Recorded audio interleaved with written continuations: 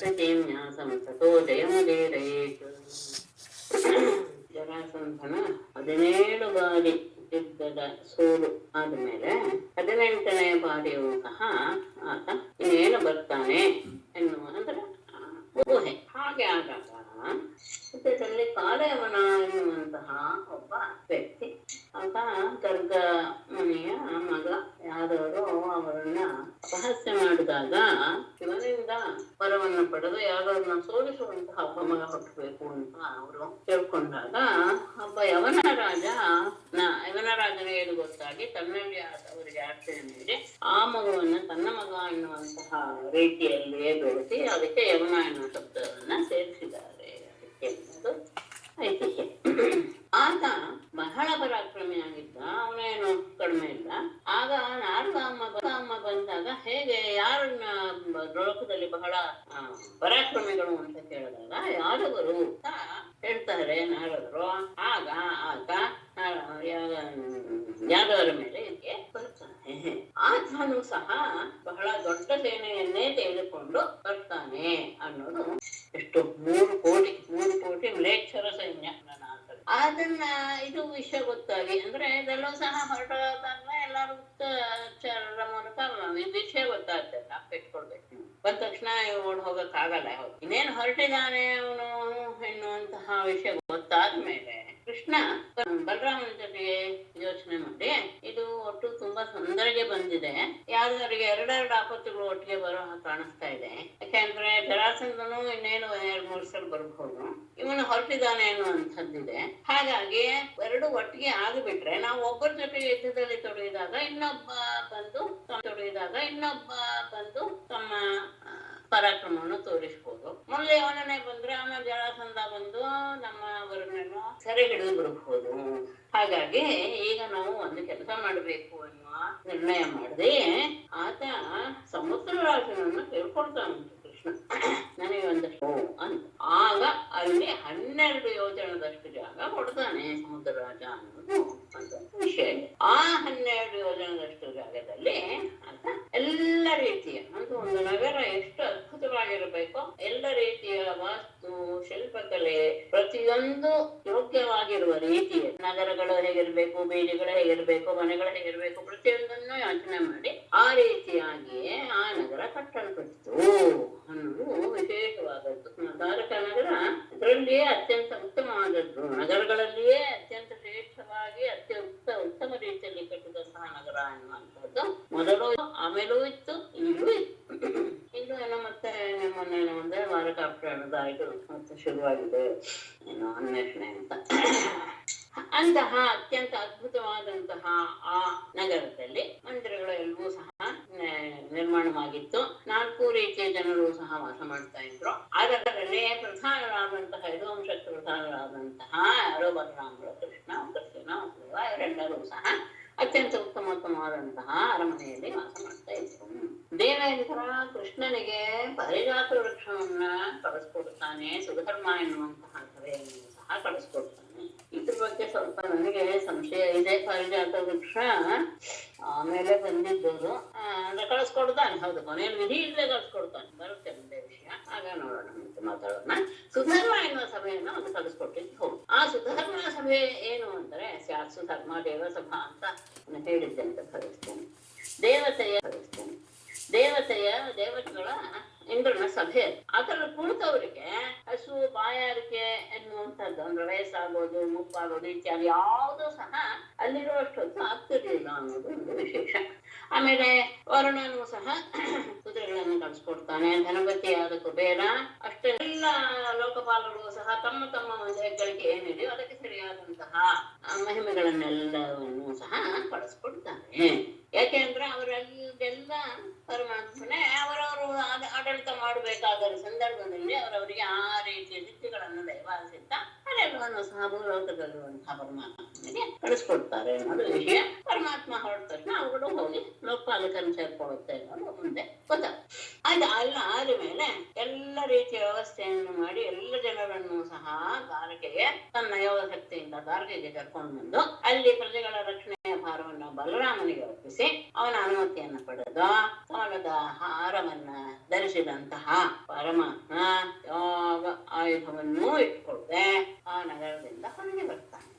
ಅದನ್ನ ನೋಡಿದ ತಕ್ಷಣ ಅಲ್ಲೇ ಕಾಲಯವನ ಕಾದಿದ್ದ. ಮಥುರಾ ನಗರದಿಂದ ಅವನು ಹೊರಬದನ್ನು ಕಳಿಸಿದ ಮೇಲೆ ಅಲ್ಲೇ ಕಾದಿದ್ದಂತಹ ಅವನನ್ನ ನೋಡ್ತಾನೆ. ಯಾರು ಕಾಲೇವ ಹೇಗಿದ್ದ ಅನ್ನೋದನ್ನ ಅದ್ಭುತವಾಗಿ ವರ್ಣಿಸಿದ್ದಾರೆ. ಪೀತಾಂಬರ, ವಕ್ಷಸ್ಥಳದಲ್ಲಿ ಶಿವತ್ಸ ಚಿಹ್ನೆ, ಕೊರಳಲ್ಲಿ ಕೌಸ್ತುಭಮಣಿ, 4 ಭುಜಗಳು, ಅದ್ರ ಬಗ್ಗೆ ಹೇಳಿದ್ದೀನಿ. ಆನಂದ ಅನ್ನೋದು ಮುಖದಲ್ಲಿ ತಾನಾಗಿ ಹೊರಹೊಮ್ತಾ ಇತ್ತು. ತನ್ನ ಮಗಳು ನಗು ಎಲ್ಲರನ್ನೂ ಸಹ ಸೆಳೀತಾ ಇತ್ತು. ಕಿವಿಯಲ್ಲಿ ಮಕರ ಕುಂಡಲ ಆತನನ್ನ ನೋಡಿದಂತಹ ಕಾಲಯವನಿಗೆ ನಾರದರು ಹೇಳಿದಂತಹ ವಾಸುದೇವ ಈತನೇ ಎನ್ನುವಂತಹ ಅರಿವು ಅದು. ಏನು ಆಯುಧವಿಲ್ಲದೆ ಕಾಲ್ನಡಿಗೆಯಲ್ಲೇ ಹೋಗ್ತಾ ಇರೋದನ್ನ ನೋಡಿ ತಾನೂ ಸಹ ಆತನ ಜೊತೆಗೆ ಆಯುಧವಿಲ್ಲದೇನೆ ಯುದ್ಧ ಮಾಡಬೇಕು ಎನ್ನುವ ಉದ್ದೇಶದಿಂದ ಅವನು ಸಹ ಅವನ ಹಿಂದೆ ಓಡಿ ಅವನನ್ನು ಹಿಡಿದು ಬಿಟ್ಟು ಅಲ್ಲೇ ನಾವು ಯುದ್ಧ ಮಾಡಿ ಸಾಯಿಸಿಕೊಳ್ಳೋದು ಎನ್ನುವ ಉದ್ದೇಶ. ಈತ ಬರ್ತಾ ಇದ್ದಾನೆ ಅನ್ನೋದು ಗೊತ್ತಾದ ತಕ್ಷಣ ಕೃಷ್ಣ ನಾಟಕೀಯವಾಗಿ ಓಡೋದಕ್ಕೆ ಶುರು ಮಾಡ್ದ. ಅವನನ್ನು ಹಿಡಿಯೋದಕ್ಕೆ ಹಿಂದೆ ಕಾಲಯವನನ್ನು ಓಡಿದ. ಒಂದು ಮಾತನ್ನ ಹೇಳ್ತಾರೆ ವ್ಯಾಸರು, ಯೋಗಿನಾಂ ಅಗ್ನಿಪುರ, ಯೋಗಿಗಳಿಗೂ ಸಹ ಸಿಗೋದಕ್ಕೆ ಅಸಾಧ್ಯನಾದಂಥವನು ಕೃಷ್ಣ. ಅಂಥವನನ್ನ ಹಿಂಬಾಲಿಸಿ ಹಿಡಿಯೋದಕ್ಕೆ ಅಂತ ಹೊರಟ. ಅವನು ಸಹ ಸ್ವಲ್ಪ ನಾಟಕವನ್ನ ಆಡಿದ. ಕೃಷ್ಣನು ಸಹ ಹತ್ರ ಇರೋ ಹಾಗೆ ತೋರಿಸ್ಕೊಂಡು ಇನ್ನೇನ್ ಸಿಕ್ಕೇ ಬಿಟ್ಟ ಅನ್ನುವ ಸಂದರ್ಭದಲ್ಲಿ ದೂರದವರೆಗೆ ಎಳ್ಕೊಂಡು ಹೋಗಿ ಒಂದು ಗುಹೆಯನ್ನ ಪ್ರಸದ ಒಂದು ಗುಹೆಯನ್ನ ಪ್ರವೇಶ ಮಾಡಿದ. ತನ್ನಿಂದ ತಪ್ಪಿಸ್ಕೊಂಡು ಗುಹೆ ಪ್ರವೇಶ ಮಾಡ್ಬಿಟ್ನಲ್ಲ ಅಂತ ಅವನ ಹಿಂದೆನೆ ಆ ಗುಹೆಯನ್ನ ಪ್ರವೇಶ ಮಾಡಿದ. ಅಲ್ಲಿ ಒಬ್ಬ ವ್ಯಕ್ತಿ ಮಲಗಿರೋದು ಆತನಿಗೆ ಕಾಣಿತು. ಆತ ಕೃಷ್ಣನೇ ಇರಬಹುದು ಅಂತ, ಯಾಕಂದ್ರೆ ಬೇರೆ ಯಾರು ಅಲ್ಲಿ ಕಾಣ್ತಿಲ್ಲ ಅವನಿಗೆ.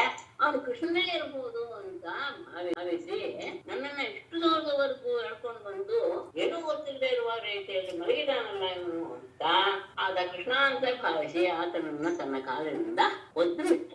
ಬಹಳ ಕಾಲದಿಂದ ಮಲಗಿರುವಂತಹ ವ್ಯಕ್ತಿ ಕಣ್ಣು ಬಿಟ್ಟು ನೋಡಿದ ತಕ್ಷಣ ಎಲ್ಲ ದಿಕ್ಕುಗಳನ್ನು ನೋಡಿದ ಮೇಲೆ ಪಕ್ಕದಲ್ಲೇ ಇರುವಂತಹ ವ್ಯಕ್ತಿಯ ಮೇಲೆ ದೃಷ್ಟಿ ಬಿದ್ದ ತಕ್ಷಣ ಕೋಪದ ಆ ದೃಷ್ಟಿಪಾತದಿಂದ ಆತನ ದೇಹದಲ್ಲಿಯೇ ಕಾಲಯವನ ದೇಹದಲ್ಲಿಯೇ ಹುಟ್ಟಿದಂತಹ ಅಗ್ನಿಯಿಂದ ಅವನು ಸುಟ್ಟು ಬೂದಿಯಾಗಿ ಬಿಟ್ಟ. ಆಗ ಕಾಲಯವನ ಬಗ್ಗೆ ಪ್ರಶ್ನೆ ಬರುತ್ತೆ. ಶ್ರೀಶುಕೋವಾಚ ಸೈಕ್ಷಾಕುಕುಲೇ ಜಾತಃ ಮಾಂಧಾತೃತನಯೋ ಮಹಾನ್ ಮುಚುಕುಂದೈತಿ ಖ್ಯಾತಃ ಬ್ರಹ್ಮಣ್ಯಃ ಸತ್ಯಸಂಗರಃ. ಇದು ಬಂದಿತ್ತು ಮುಚುಕುಂದ ಅಂತ ಪೇಡೆ ಅಂತ ಭಾವಿಸ್ತೇನೆ. ಮಾಂಧಾತನಿಗೆ 3 ಜನ ಮಕ್ಕಳು, ಅಂಬರೀಷ, ಕುರುಕುತ್ಸ ಮತ್ತು ಮುಚುಕುಂದ. ಸಹ ಮಹಾನ್ ಮಾಂಧಾತೃತನಯಃ ಇಕ್ಷ್ವಾಕುಲೇ ಜಾತಃ ಬ್ರಹ್ಮಣ್ಯಃ ಸತ್ಯಸಂಗರಃ ಮುಚುಕುಂದಃ ಇತಿ ಖ್ಯಾತಃ. ಶುಕಮುನಿಯರು ಹೇಳ್ತಾರೆ, ಆ ಮಹಾಪುರುಷನು ಮಾಂಧಾತೃತನಯ, ಮಾಂಧಾತೃವಿನ ಮಗ ಅವನು. ಅಷ್ಟೇ ಅಲ್ಲ, ಇಕ್ಷ್ವಾಕುಕುಲೇ ಜಾತಃ, ಇಕ್ಷ್ವಾಕುವಿನ ವಂಶದಲ್ಲಿ ಹುಟ್ಟಿದಂಥವನು. ಬ್ರಹ್ಮಣ್ಯ, ಬ್ರಾಹ್ಮಣರ ಬಗ್ಗೆ ಅತ್ಯಂತ ಗೌರವವುಳ್ಳವನು. ಮತ್ತೆ ಸತ್ಯಸಂಗರ, ಯಾವಾಗಲೂ ಸಹ ಸತ್ಯನಿಷ್ಠನೂ ಆಗಿದ್ದ. ಯುದ್ಧದಲ್ಲಿ ಅವನನ್ನ ಗೆಲ್ಲೋದಕ್ಕೆ ಅಸಾಧ್ಯನೂ ಆಗಿದ್ದ. ಇಂತಹ ಮುಚುಕುಂದ ಇತಿ ಖ್ಯಾತ, ಮುಚುಕುಂದ ಎನ್ನುವ ಹೆಸರನ್ನ ಪಡೆದನು. ಶಾಕುಕುಲದಲ್ಲಿ ಯವನಾಶ್ವನ ಮಗ ಮಾತೃ. ಅವನ ಮಕ್ಕಳಲ್ಲಿ ಇವನು 3ನೇವನು ಮುಚುಕುಂದ ಅಂತ. ಬ್ರಾಹ್ಮಣರಿಗೆ ಅತ್ಯಂತ ಪ್ರೀತಿಪಾತ್ರನಾದವನು. ಯುದ್ಧದಲ್ಲಿ ಯಾರೂ ಸಹ ಅವನನ್ನ ಗೆಲ್ಲಕ್ಕೆ ಆಗಲೇ ಇರುವಂತಹ ಪರಾಕ್ರಮಶಾಲಿ. ಆತ ನನ್ನ ಬಂದು ಎಲ್ಲ ದೇವತೆಗಳು ಕೇಳ್ಕೊಳ್ತಾರೆ ಒಮ್ಮೆ. ತಯಾಚಿತಸ್ತುರಗಣೈ ಇಂದ್ರಾಜ್ಯೈ ಆತ್ಮರಕ್ಷಣೆ ಅಸುರೇಭ್ಯ ಪರಿತ್ರಸ್ತೈ ತದ್ರಕ್ಷಾಂ ಸಹ ಅಕರೋತ್ ಚಿರಂ. ಇಂದ್ರಾಜ್ಯೈ ಸುರಗಣೈ ಅಸುರೇಭ್ಯ ಪರಿತ್ರಸ್ತೈ ಆತ್ಮರಕ್ಷಣೆ ಯಾಚಿತಃ ಸಹ ಚಿರಂ ತದ್ರಕ್ಷಾಂ ಸಹ ಅಕರೋತ್. ಸುರಗಣೈ ಇಂದ್ರಾಜ್ಯೈ, ದೇವತೆಗಳ ಸಮೂಹ ಇಂದ್ರ ಮೊದಲಾದವರಿಂದ, ಅಸುರೇಭ್ಯ ಪರಿತ್ರಸ್ತೈ ಏನಾಯ್ತು, ಎಲ್ಲ ಅಸುರರು ಸಹ ಸ್ವರ್ಗಲೋಕವನ್ನ ಆಕ್ರಮಣ ಮಾಡಿಬಿಟ್ಟಿದ್ರು. ಆಗ ಅವರಿಂದ ಹೆದರದಂತಹ, ಅಂದ್ರೆ ಅವರನ್ನ ಎದುರಿಸಕ್ಕೆ ಸಾಕುವಂತಹ ಪರಿಸ್ಥಿತಿ ಬಂತು. ಯಾರಿಗೂ ಸಹ ಅದರನ್ನ ಗೆಲ್ಲುವಂತಹ ಸಾಮರ್ಥ್ಯ ಇರಲಿಲ್ಲ. ಆಗ ಆತ್ಮರಕ್ಷಣೆ, ತಮ್ಮನ್ನ ಕಾಪಾಡಬೇಕು ಎನ್ನುವ ವಿಷಯದಲ್ಲಿ ಯಾಚಿತ ಸಹ ಬಂದು ಕೇಳಿಕೊಂಡ್ರು ಮುಚುಕುಂದನನ್ನ, ನೀನು ಬಂದು ನಮ್ಮನ್ನ ಕಾಪಾಡಬೇಕು, ಈ ಅಸುರರಿಂದ ನಮಗೆ ಬಹಳ ತೊಂದರೆ ಆಗ್ತಾ ಇದೆ ಅಂತ. ಬಹಳ ಬೇಗನೆ, ಅಷ್ಟೇ ಅಲ್ಲ ಬಹಳ ಕಾಲ ಸಹ ತದ್ರಕ್ಷಣ ಅಕರೋತ್, ಆತ ಬಹಳ ಕಾಲದವರೆಗೆ ಆ ದೇವತೆಗಳನ್ನೆಲ್ಲ ರಕ್ಷಣೆ ಮಾಡುದು. ಎಷ್ಟೋ ದಿವಸ ಆದರೂ ಸಹ ಅಸುರರ ಆಕ್ರಮಣ ಬಂದ ಹಾಗೆಲ್ಲ ಆತ ಅಲ್ಲಿಯೇ ಇದ್ದು, ದೇವತೆಗಳ ಜೊತೆನೇ ಇದ್ದು ಬಹಳ ಕಾಲದವರೆಗೆ ಆ ದೇವತೆಗಳನ್ನ ಕಾಪಾಡ್ತಾನೆ ಇದ್ದ. ಅನೇಕ ವರ್ಷಗಳು ಮುಂದೆ ಗೊತ್ತಾಗುತ್ತೆ ಎನ್ನುವುದು. ಅಷ್ಟರವರೆಗೂ ಸಹ ಅವರು ಅವನನ್ನ ತಮ್ಮ ರಕ್ಷಣೆಗೋಸ್ಕರ ತಮ್ಮ ಹತ್ರನೇ ಇಟ್ಟುಕೊಂಡಿದ್ರು. ಆಮೇಲೆ ಅವರಿಗೆ ಒಬ್ಬ ಸೇನಾಪತಿ ಸಿಕ್ಕಿದ. ಲಬ್ಧ್ವಾ ಗುಹಂತೆ ಸಹ್ಪಾಲಂ ಮುಚುಕುಂದಂ ಅಥಾ ಬ್ರುವನ್ ರಾಜನ್ ವಿರಮತಾಂ ಕೃಚ್ಛ್ರಾತ್ ಭವಾನ್ ನಃ ಪರಿಪಾಲನಾತ್. ತೇ ಸ್ವಪಾಲಂ ಗುಹಂ ಲಬ್ಧ್ವಾ ಅಥ ಮುಚುಕುಂದಂ ಅಬ್ರುವನ್ ರಾಜನ್ ಭವಾನ್ ಕೃಚ್ಛ್ರಾತ್ ನಃ ಪರಿಪಾಲನಾತ್ ವಿರಮ. ತೇ ಆ ದೇವತೆಗಳು ಗುಹಂ ಸ್ವಪಾಲಂ ಗುಹಂ, ಸ್ವರ್ಗವನ್ನ ರಕ್ಷಣೆ ಮಾಡುವಂತಹ ಸೇನಾನಿಯಾದಂತಹ ಗುಹಂ ಕಾರ್ತಿಕೇಯನನ್ನ ಲಬ್ಧ್ವಾ ಪಡೆದು, ಸೇನಾಪತಿಯಾಗಿ ಕಾರ್ತಿಕೇಯ ಸಿಕ್ಕದ. ಆಮೇಲೆ ಅವರಿಗೆ ಅದಾದ್ಮೇಲೆ ಅಥ ಬಳಿಕ ಮುಚುಕುಂದ ಅಬ್ರುವನ್, ಮುಚುಕುಂದನನ್ನು ಕುರಿತು ಅವರು ಹೇಳಿದ್ರು, ರಾಜನ್ ರಾಜನೇ, ಭವಾನ್ ನೀನು ಕೃಚ್ಛ್ರಾತ್ ಅತ್ಯಂತ ಕಷ್ಟದಿಂದ, ಅಂದ್ರೆ ಬಹಳ ದಿನದಿಂದ ಕಷ್ಟದಿಂದಲೇ ನೀನು ನಃ ಪರಿಪಾಲನಾತ್, ನಮ್ಮನ್ನ ರಕ್ಷಣೆ ಮಾಡುವಂತಹ ಈ ಕೆಲಸದಿಂದ, ಕಠಿಣವಾದಂತಹ ನಮ್ಮ ರಕ್ಷಣೆ ಎನ್ನುವಂತಹ ಈ ಕಾರ್ಯದಿಂದ ನೀನು ವಿರಮತಾ, ನೀನು ವಿಶ್ರಾಂತಿಯನ್ನು ಪಡೆ. ಯಾವಾಗ ಕಾರ್ತಿಕೇಯ ದೇವತೆಗಳಿಗೆ ಸ್ವರ್ಗವನ್ನ ಸಂರಕ್ಷಣೆ ಮಾಡುವಂತಹ ಸೇನಾಪತಿಯಾಗಿ ಸಿಕ್ಕಿದ್ನೋ, ಆಗ ದೇವತೆಗಳು ಮುಚುಕುಂದನಿಗೆ ಹೇಳಿದ್ರು, ರಾಜ ನೀನು ಈಗ ನಮ್ಮನ್ನ ಪಾಲಿಸುವಂತಹ ಈ ರೀತಿಯ ಕಷ್ಟದಿಂದ ನೀನು ಈಗ ಮುಕ್ತನಾಗು, ನೀನು ವಿಶ್ರಾಂತಿಯನ್ನು ಪಡೆ. ಆದರೆ ವಿಶ್ರಾಂತಿ ಪಡೆಯೋದಕ್ಕೆ ಈಗ ನೀನು ನಿನ್ನ ಮನೆಗೆ ಹೋದ್ರೆ ಅಲ್ಲಿ ಯಾರು ಇಲ್ಲ. ನರಲೋಕೆ ಪರಿತ್ಯಜ್ಯ ರಾಜ್ಯಂ ನಿಹತರಂಟಕಂ ಅಸ್ಮಾನ್ ಪಾಲಯತೋ ವೀರ ಕಾಮಾಷ್ಟೇ ಸರ್ವ ಉಜ್ಜಿತಾಃ. ನರಲೋಕೆ ರಾಜ್ಯಂ ಪರಿತ್ಯಜ್ಯ ನಿಹತ ಕಂಟಕಂ ವೀರ ಅಸ್ಮಾನ್ ಪಾಲಯತಃ ತೇ ಸರ್ವೇ ಕಾಮಾಃ ಉಜ್ಜಿತಾಃ.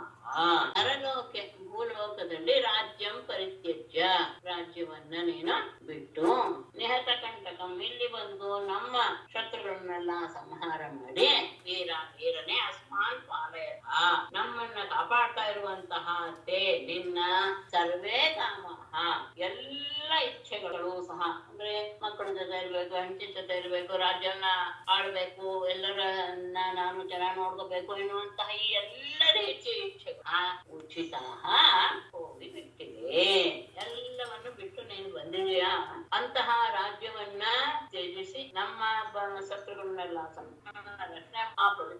ರಕ್ಷಣೆ ನಿನ್ನ ಹೆಂಡತಿಯರು, ಮಕ್ಕಳು, ಬಂಧುಗಳು, ಅಮಾತ್ಯರು, ಮಂತ್ರಿಗಳು, ನೀನಿದ್ದಂತಹ ಸಂದರ್ಭದಲ್ಲಿದ್ದಂತಹ ಪ್ರಜೆಗಳು ಯಾರೂ ಸಹ ಅಧುನಾ ನ ಸಂತಿ, ಈಗ ಯಾರೂ ಸಹ ಉಳಿದಿಲ್ಲ, ಎಲ್ಲರೂ ಸಹ ಕಾಲಿತ ಕಾಲಾಧೀನರು, ಕಾಲಕ್ಕೆ ಅಧೀನರಾಗಿ ಎಲ್ಲರೂ ಹೊಂದಿ ಬಿಟ್ಟಿದ್ದಾರೆ. ನೀನು ಬಿಟ್ಟು ಬಂದ ಸಂದರ್ಭದಲ್ಲಿ ಯಾರ್ಯಾರಿದ್ರು ನಿನ್ನ ರಾಣಿಯರು, ಮಕ್ಕಳು, ಮಂತ್ರಿಗಳು, ಅಮಾತ್ಯರು, ಬಂಧುಗಳು ಯಾರ್ಯಾರಿದ್ರು, ಮತ್ತೆ ಆ ಕಾಲದಲ್ಲಿದ್ದಂತಹ ನಿನ್ನ ಪ್ರಜೆಗಳು ಯಾರು ಸಹ ಈಗ ಉಳಿದಿಲ್ಲ, ಎಲ್ಲರೂ ಕಾಲವಶರಾಗಿ ಬಿಟ್ಟಿದ್ದಾರೆ.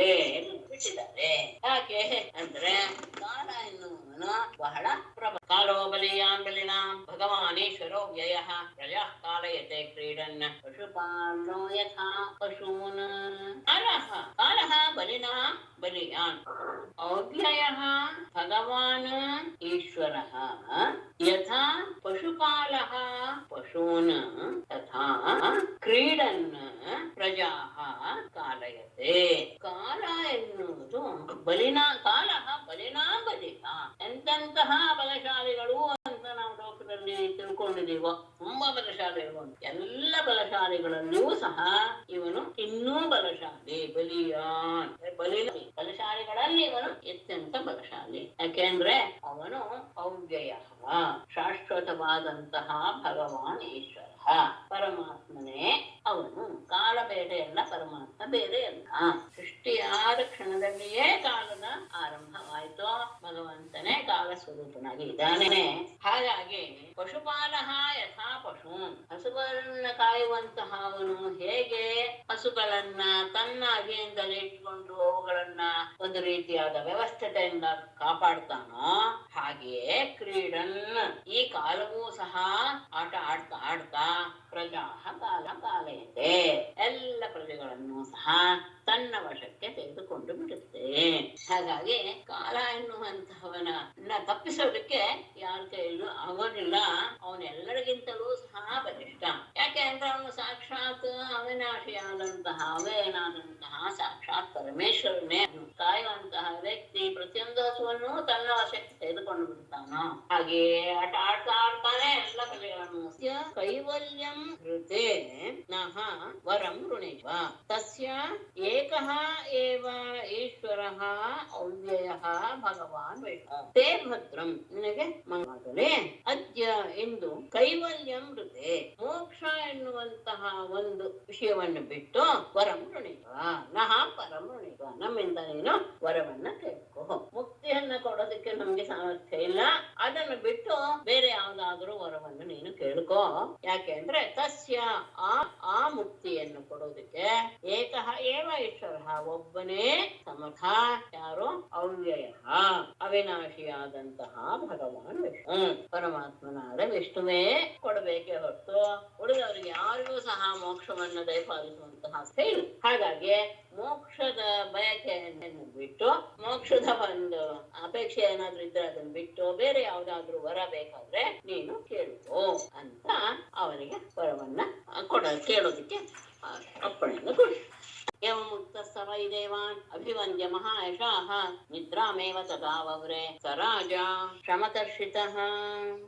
ಏವ ಮುಕ್ತಃ ಸಹ ಮಹಾಯಶಾಃ ದೇವಾನ್ ಅಭಿವಂದ್ಯ ತತಃ ಸಮಕರ್ಷಿತಃ ಸಹ ರಾಜ. ಮತ್ತೆ ಬಂತು ಎರಡು ಕಡೆ ಇರೋದ್ರಿಂದ ಮತ್ತೆ ತಗೊಂಡೆ. ನಿದ್ರಾಮೇವ ವವ್ರೆ ಏವ ಮುಕ್ತಃ ಸಹ, ಹೀಗೆ ಹೇಳಲ್ಪಟ್ಟಂತಹ ಸಹ ಮಹಾಯಶಾಃ ಅತ್ಯಂತ ಕೀರ್ತಿಶಾಲಿಯಾದಂತಹ ಅಮುಚುಕುಂದನು ದೇವಾನ್ ಅಭಿವಂದ್ಯ, ದೇವತೆಗಳಿಗೆ ನಮಸ್ಕರಿಸಿ ಯಾಕೆ ವರ ಕೇಳ್ಕೊಂಡಿದ್ದೇನು ಅಂದ್ರೆ ಸರ ಅತ್ಯಂತ ಇಲ್ಲಿವರೆಗೂ ಸಹ ಅವನು ಕೇವಲ ಯುದ್ಧ ಮಾಡ್ತಾನೇ ಇದ್ದಾನೆ, ವಿಶ್ರಾಂತಿಯನ್ನೇ ತೆಗೆದುಕೊಂಡಿಲ್ಲ. ಆ ರೀತಿಯಾದಕ್ಕೆ ಅವರು ದೇವತೆಗಳಿಗೆ ಸಹಾಯ ಮಾಡ್ಬೇಕು. ಹಾಗಾಗಿ ಶ್ರಮದಿಂದ ಅತ್ಯಂತ ಬಳಲಿದಂತಹ ಸಹರಾಜ ಮುಜುಕುಂದನೋ ತತಃ ಆ ದೇವತೆಗಳಿಂದ ನಿದ್ರಾಮೇವ ಒಬ್ರೆ, ನನಗೆ ನಿದ್ರೆಯನ್ನೇ ಕೊಡಿ ಅಂತ ಅದನ್ನೇ ಕೇಳಿಕೊಂಡ. ಮೇಡಮ್ ಇಲ್ಲಿ ಸ್ವಲ್ಪ ಗಮನಿಸಿದೆ, ಪಾಠ ಬೇರೆ ಸ್ವಲ್ಪ ಹೇಳಕ್ ಹೊರಟೆ. ಮಧ್ಯದಲ್ಲಿ 1.5 ಶ್ಲೋಕ ಕೇಳಿಸ್ತಾ ಇದೆಯಾ? 1.5 ಶ್ಲೋಕ ಏನು ಸ್ವಲ್ಪ ಬದಲಾವಣೆ ಇದೆ ಅಂತ ಇಲ್ಲಿ ಬ್ರಾಕೆಟ್ ಅಲ್ಲಿ ಹಾಕಿದ್ದಾರೆ. ನಾನು ಹೇಳಿದಂತಹ ಏವಮುಕ್ತಸ್ಸ ವೈದೇವಾನ್ ಅಭಿವಂದ್ಯ ಮಹಾಯಶಾಃ ಎನ್ನುವುದು ಮೂಲದಲ್ಲಿ ಇದೆ. ಮೂಲದಲ್ಲಿ ಅಂದ್ರೆ ಓಪನ್ ಆಗಿದೆ.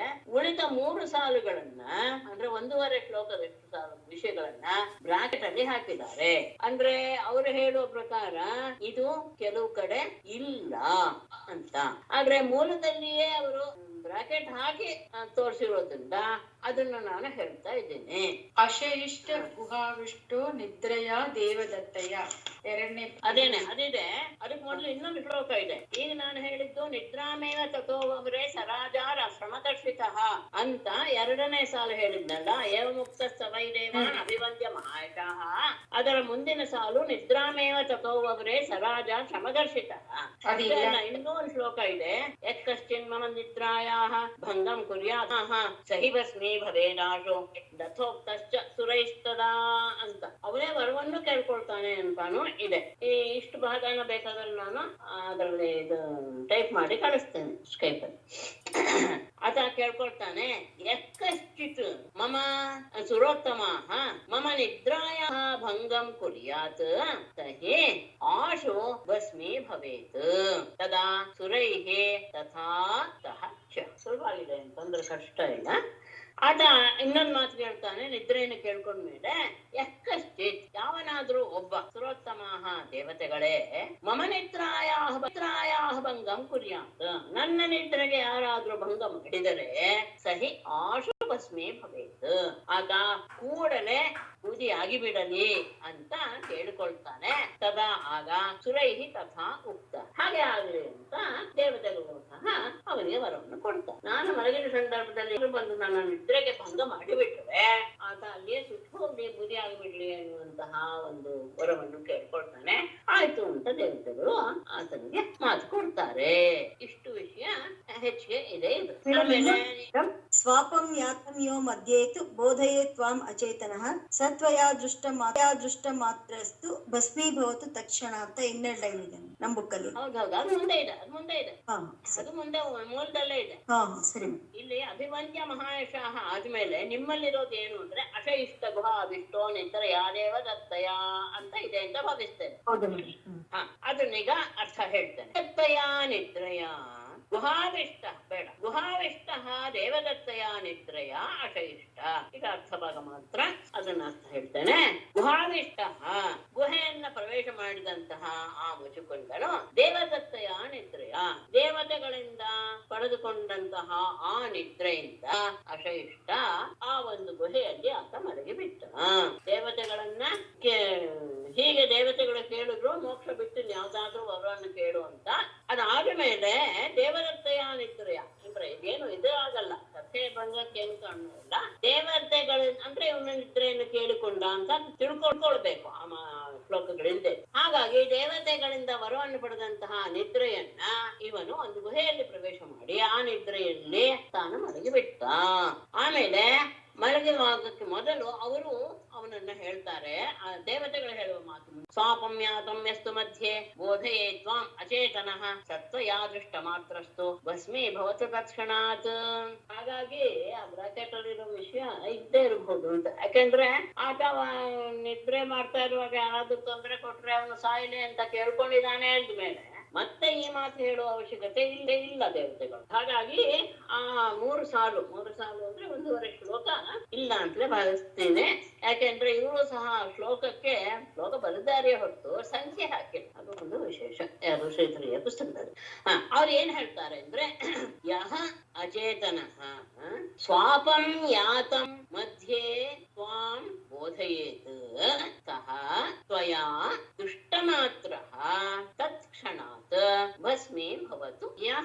ಯಾವ ವ್ಯಕ್ತಿಯು ಅಚೇತನ ಯಾವ ಮೂರ್ಖನಾದಂತಹ ಒಬ್ಬ ವ್ಯಕ್ತಿ ತ್ವಾಪಮ್ಯಾತಂ ನಿದ್ರೆಯನ್ನು ಮಾಡ್ತಾ ಇರುವಂತಹ ತ್ವಾಂ ನಿನ್ನನ್ನು ಮಧ್ಯೆ ಬೋಧೆಯೇ ಮಧ್ಯದಲ್ಲಿ ತ್ವಾಂ ನಿನ್ನನ್ನು ಬೋಧೆಯೇ ಎಚ್ಚರಗೊಳಿಸಿ ಬಿಡ್ತಾನೋ ಸಹ ಅವನು ತ್ವಯಾ ದೃಷ್ಟ ಮಾತ್ರ ನೀನು ನೋಡಿದ ಮಾತ್ರದಿಂದಲೇ ದೃಷ್ಟಿ ಬೀಳದಾಗಲೇ ತತ್ಕ್ಷಣಾತ್ ಭಸ್ಮೀ ಭವತು ಆ ಕ್ಷಣದಲ್ಲಿಯೇ ಅವನು ಭಸ್ಮವಾಗಿ ಹೋಗಲಿ. ಅವನು ನಿದ್ದೆ ಮಾಡಕ್ಕೆ ಗುಹೆಯನ್ನು ಪ್ರವೇಶ ಮಾಡ್ತಾ ಆ ಸಂದರ್ಭದಲ್ಲಿ ದೇವತೆಗಳು ಹೇಳಿದ್ರು, ನೀನು ಮಲಗಿದಾಗ ಯಾವನಾದ್ರೂ ಒಬ್ಬ ಮೂರ್ಖ ಬಂದು ನಿನ್ನ ಮಧ್ಯದಲ್ಲಿ ನಿದ್ರೆಯಿಂದ ಮಧ್ಯದಲ್ಲಿ ಎಬ್ಬಿಸಿ ಬಿಟ್ರೆ ನೀನು ನಿನ್ನ ದೃಷ್ಟಿಯನ್ನು ಬೀರಿದ ಕೂಡಲೇ ಆ ವ್ಯಕ್ತಿ ತಕ್ಷಣವೇ ನಾಶವಾಗಿ ಬಿಡ್ತಾನೆ. ನಿದ್ದೆ ಮಾಡ್ತಾ ಇರೋರ್ನ ಎಬ್ಬಿಸುವುದು ಸಹ ಪಾಪದಲ್ಲಿ ಒಂದು ಸೇರುತ್ತೆ. ಅದು ಸಹ ನಿದ್ದೆ ಮಾಡ್ತಾ ಇರೋರ್ನ ಎಬ್ಬಿಸಬಾರ್ದು, ಅದು ಒಂದು ಶಾಸ್ತ್ರ ಹೇಳುತ್ತೆ. ಹಾಗಾಗಿ ಮತ್ತೆ ಈತ ಆ ರೀತಿಯಾಗಿ ಮಲಗಿರೋದ್ರಿಂದ ಆತನಿಗೆ ನಿದ್ರೆಗೆ ತೊಂದರೆವಾದ್ರೆ ಆ ವ್ಯಕ್ತಿ ತತ್ಕೂಡಲೇ ಭಸ್ಮವಾಗಿ ಬಿಡ್ತಾನೆ. ಇದಾದ ಮೇಲೆ ಈಗೇನಾಯ್ತು, ಹೀಗೆ ಆದ್ರಿಂದ ಅವನು ಭಸ್ಮವಾದ. ಯವನೇ ಭಸ್ಮಸಾನ್ನೀತೆ ಭಗವಾನ್ ಸಪ್ತ ದರ್ಶವಃ ಆತ್ಮಾನಂ ದರ್ಶಯಾಮಾಸ ಮುಚುಕುಂದಾಯ ಧೀಮತೆ. ಯವನೇ ಭಸ್ಮಸಾನ್ನೀತೆ ಸಾತ್ವದರ್ಶವಃ ಭಗವಾನ್ ಧೀಮತೆ ಮುಚುಕುಂದಾಯ ಆತ್ಮಾನಂ ದರ್ಶಯಾಮಾಸ. ಇದಿಷ್ಟು ಆದ್ಮೇಲೆ ಯವನೇ ಭಸ್ಮಸಾನ್ನೀತೆ ಆ ಕಾಳೆಯವನನ್ನು ಬೂದಿಯಾಗಿ ಭಸ್ಮ ಬರುವ ರೂಪವನ್ನ ಹೊಂದಲಾಗಿ ಸಾತ್ವದರ್ಶವಃ ಭಗವಾನ್ ಭಗವಂತರ ಭಕ್ತರಿಗೆ ಅತ್ಯಂತ ಪ್ರೀತಿಪಾತ್ರನಾದಂತಹ ಪರಮಾತ್ಮನು ಧೀಮತೆ ಮುಚುಕುಂದಾಯ ಅತ್ಯಂತ ಶ್ರೇಷ್ಠನಾದಂತಹ ಬುದ್ಧಿವಂತನಾದಂತಹ ಮುಚುಕುಂದನಿಗೆ ಆತ್ಮಾನಂ ದರ್ಶಯಾಮ, ತನ್ನನ್ನ ತೋರ್ಪಡಿಸಿಕೊಂಡ. ಯಾವಾಗ ಅವನ ಕಣ್ಣಿನ ದೃಷ್ಟಿಗೆ ಬಿದ್ದು ಬೂದಿ ಆಗಿಬಿಟ್ನೋ ಮರುಕ್ಷಣದಲ್ಲೇ ಪರಮಾತ್ಮ ಮುಚುಕುಂದನಿಗೆ ತನ್ನ ದರ್ಶನವನ್ನು ನೀಡಿದ. ಆತನನ್ನು ನೋಡಿದ ತಕ್ಷಣ ತಮಾಲೋಕ್ಯ ಘನಶ್ಯಾಮಂ ಪೀತಕೋಶೇ ವಾಸಸಂ ಶ್ರೀವತ್ಸವಕ್ಷಸಂ ಭ್ರಾಜತ್ಕೌಸ್ತುಭೇನ ವಿರಾಜಿತಂ. ಘನಶ್ಯಾಮಂ ಪೀತಕೋಶೇಯ ವಾಸಸಂ, ಇದು ಮೂರು ಇದೆ, ಮೂರು ಆತನನ್ನ ವರ್ಣಿಸುವಂತದ್ದೇ, ಒಟ್ಟಿಗೆ ಹೇಳ್ಬಿಡ್ತೇನೆ. ಚತುರ್ಭುಜಂ ರೋಚಮಾನಂ ವೈಜಯಂತ್ಯಾಚಮಾಲಯ ಚಾರು ಪ್ರಸನ್ನ ವದನಂ ಪುರನ್ ಮಕರ ಕುಂಡಲಂ ಪ್ರೇಕ್ಷಣೀಯಂ ಲೋಕಸ್ಯ ಸಾನುರಾಗ ಸ್ಮಿತೇಕ್ಷಣಂ ಅಪೀಚ್ಯ ವಯಸಮ್ಮತ್ತ ಮೃಗೇಂದ್ರೋದಾರ ವಿಕ್ರಮಂ. ತಮಾಲೋಕ್ಯ ಅಂತ ಅಲ್ಲಿಗೆ ಘನಶ್ಯಾಮಂ ಪೀತಕೌಶೇಯ ವಾಸಸಂ ಶ್ರೀವತ್ಸ ವಕ್ಷಸಂ ರಾಜತ್ ಕೌಸ್ತುಭೇನ ವಿರಾಜಿತಂ ಭುಜಂ ವೈಜಯಂತ್ಯಾ ಮಾಲಯಾ ಚ ರೋಚಮಾನಂ ಚಾರು ಪ್ರಸನ್ನ ವದನಂ ಪುರನ್ ಮಕರ ಕುಂಡಲಂ ತ್ರಿಲೋಕಸ್ಯ ಪ್ರೇಕ್ಷಣೀಯಂ ಸಾನುರಾಗ ಸ್ಮಿತೇಕ್ಷಣಂ ಅಪೀಚ್ಯ ವಯಸಂ ಮತ್ತಂ ಮೃಗೇಂದ್ರೋದಾರ ವಿಕ್ರಮಂ ತಂ ಆಲೋಕ್ಯ. ಘನಶ್ಯಾಮಂ ನೀಲಮೇಘ ಶ್ಯಾಮನಾದಂತಹ ಕಪ್ಪಾದ ಕಾಂತಿಯನ್ನು ಹೊಂದಿರುವ ಪೀತಕೌಶೇಯ ವಾಸಂ, ಪೀತಾಂಬರವನ್ನ ಧರಿಸಿರುವ ಶ್ರೀವತ್ಸ ವಕ್ಷಸಂ, ಎಡೆಯಲ್ಲಿ ಶ್ರೀವತ್ಸದ ಚಿಹ್ನೆಯನ್ನು ಹೊಂದಿರುವ ರಾಜತ್ ಕೌಸ್ತುಭೇನ ವಿರಾಟಂ, ಹೊಳೆಯುತ್ತಾ ಇರುವಂತಹ ಕೌಸ್ತುಭ ಮಣೆಯಿಂದ, ಕರುಳಿನಲ್ಲಿ ಹೊಳೆಯುತ್ತಿರುವಂತಹ ಕೌಸ್ತುಭ ಮಣೆಯಿಂದ ಶೋಭಿಸಿರುವಂತಹ ತಮ್ಮ ಎನ್ನುವುದಕ್ಕೆಲ್ಲ ವಿಶೇಷಣ. ಚತುರ್ಭುಜ, ನಾಲ್ಕು ತೋಳುಗಳಿಂದ ಕೂಡಿರುವ ವೈಜಯಂತ್ಯಾ ಮಾಲೆಯಾಚ ರೋಚಮಾನಂ, ವೈಜಯಂತಿ ಮಾಲೆಯಿಂದ ಸುಂದರವಾಗಿ ಇರುವ, ವೈಜಯಂತಿ ಮಾಲೆಯನ್ನ ಕಾಲಿನವರೆಗೂ ಸಹ ಧರಿಸಿದ್ದಾನೆ. ಇದನ್ನ ವೈಜಯಂತಿ ಮಾಲೆಗೆ ಇಲ್ಲಿ ಟೀಕೆಯಲ್ಲಿ ಕೊಡ್ತಾರೆ. ಏನ್ ವೈಜಯಂತಿ ಅಂದ್ರೆ ತುಳಸಿ ಕುಂದ ಮಂದಾರ ಪಾರಿಜಾತಾಂಬುಜೈಸ್ತುಯ ಪಂಚಭಿಃ ಗ್ರಥಿತಾ ಮಾಲಾ ವೈಜಯಂತಿ ಇತಿ ಕಥ್ಯತೆ. ವೈಜಯಂತಿ ಮಾಲೆ ಅಂದ್ರೆ ಏನು ಅಂದ್ರೆ ತುಳಸಿನೇ, ಕುಂದ ಅಂದ್ರೆ ಮಲ್ಲಿಗೆ, ಮಂದಾರ ಪಾರಿಜಾತ ಮತ್ತು ಅಂಬುಜ ಕಮಲ, ಈ 5 ಹೂವುಗಳಿಂದ ಕಟ್ಟಲ್ಪಟ್ಟಂತಹ ಹೂವಿನ ಹಾರವನ್ನ ವೈಜಯಂತಿ ಮಾಲೆ ಅಂತ ಕರೀತಾರೆ. ಅಂತಹ ವೈಜಯಂತಿ ಮಾಲೆಯಿಂದ ಶೋಭಿಸುತ್ತಿರುವ ಚಾರು ಪ್ರಸನ್ನವದನಂ, ಸುಂದರವಾದ ಅರಳಿದ ಕವುಳ್ಳ, ಪುರನ್ ಮಕರ ಕುಂಡಲಂ, ಶೋಭಾಯಮಾನವಾದ ಮಕರ ಕುಂಡಲಗಳನ್ನ ಧರಿಸಿರುವ, ಲೋಕಸ್ಯ ಪ್ರೇಕ್ಷಣೀಯಂ, ಮಾನವ ಲೋಕದಲ್ಲಿಯೇ ಒಂದು ರೀತಿಯಾಗಿ ಅತ್ಯಂತ ಸುಂದರನಾದಂತಹ, ತಾನುರಾಗ ಸ್ಮಿತೇಕ್ಷಣಂ, ಅನುರಾಗವನ್ನ ಸುರಿಸ್ತಾ ಇರುವಂತಹ ಮುಗುಳು ನಗೆ ಮತ್ತು ದೃಷ್ಟಿ, ಇದರಿಂದ ಕೂಡಿರುವ ಅಭೀಚ್ಯ ವಯಸ್ಸಂ, ಅತ್ಯಂತ ಸುಂದರವಾದ ವಯಸ್ಸು ಅಂದ್ರೆ ಯೌವನದ ತಾರುಣ್ಯದ ವಯಸ್ಸು, ಅಭೀಚ್ಯ ಅಂದ್ರೆ ಸುಂದರ. ಮತ್ತ ಮೃಗೇಂದ್ರ ಉದಾರ ವಿಕ್ರಮಂ, ಮರಿಸಿದ ಸಿಂಹದ ಹಾಗೆ ಗಂಭೀರವಾದಂತಹ ನಡೆಗೆ ಉಳ್ಳಂತಹ ತಂ ಆಲೋಕ, ಕೃಷ್ಣನನ್ನ ನೋಡಿ. ಇದಕ್ಕಿದ್ದ ಹಾಗೆ ಅವನು ಸತ್ವದ ಏನೋ ಪ್ರತ್ಯಕ್ಷನಾಗಿದ್ದಾನೆ ಪರಮಾತ್ಮ ಹೇಗಿದ್ದಾನೆ ಅಂದ್ರೆ ನೀಲಮೇಘ ಶ್ಯಾಮ ಪೀತಾಂಬರಧಾರಿ, ಶ್ರೀವತ್ಸವನ್ನ ಧರಿಸಿದ್ದಾನೆ, ಹೊಳಿತಾ ಇರುವಂತಹ ಕೌಸ್ತುಭಮಣಿ ಕೊರಳಲ್ಲಿ ಶೋಭಿಸ್ತಾ ಇದೆ, ಚತುರ್ಭುಜನಾಗಿದ್ದಾನೆ, ವೈಜಯಂತಿ ಮಾಲೆಯನ್ನ ಕಾಲಿನವರೆಗೂ ಸಹ ಹಾಕೊಂಡಿದ್ದಾನೆ, ಸುಂದರವಾದಂತಹ ಅರಳಿದ ಮುಖವುಳ್ಳವನು, ಮಕರ ಕುಂಡಲಗಳಿಂದ ಶೋಭಾಯಮಾನವಾಗಿ ಮಾನವ ಲೋಕದಲ್ಲಿಯೇ ಒಂದು ರೀತಿಯ ನೋಡ್ಬೇಕು ಅಂತ ಅನ್ನಿಸುವಂತಹ ಸೌಂದರ್ಯ, ಅನುರಾಗವನ್ನ ಹೊರಸೂಸ್ತಾ ಇದೆ ಅವನ ನಗು ಮತ್ತು ಕಣ್ಣುಗಳು. ಮೋಹಕವಾದಂತಹ ಸುಂದರವಾದ ತಾರುಣ್ಯರ ಮದಿಸಿದ ಸಿಂಹದ ಹಾಗೆ ಗಂಭೀರವಾದ ನಡಿಗೆ, ಈ ರೀತಿಯಾದಂತಹ ಅವನನ್ನ ನೋಡಿ ಹರ್ಯಪೃಚ್ಛನ್ ಮಹಾಬುದ್ಧಿ ತೇಜಸಾತಸ್ಯ ದರ್ಶಿತಃ ಶಂಕಿತಸ್ಯ ನಕೈರಾಜ ದುರ್ದರ್ಶಮಿವ ತೇಜಸಾ ತಸ್ಯ ತೇಜಸಾ ದರ್ಶಿತಃ ಮಹಾಬುದ್ಧಿಃ ರಾಜಾ ಶನಕೈಃ ತೇಜಸಾ ದುರ್ಧರ್ಷಮಿವ ಶಂಕಿತಃ ಪರ್ಯಪೃಚ್ಛತ್.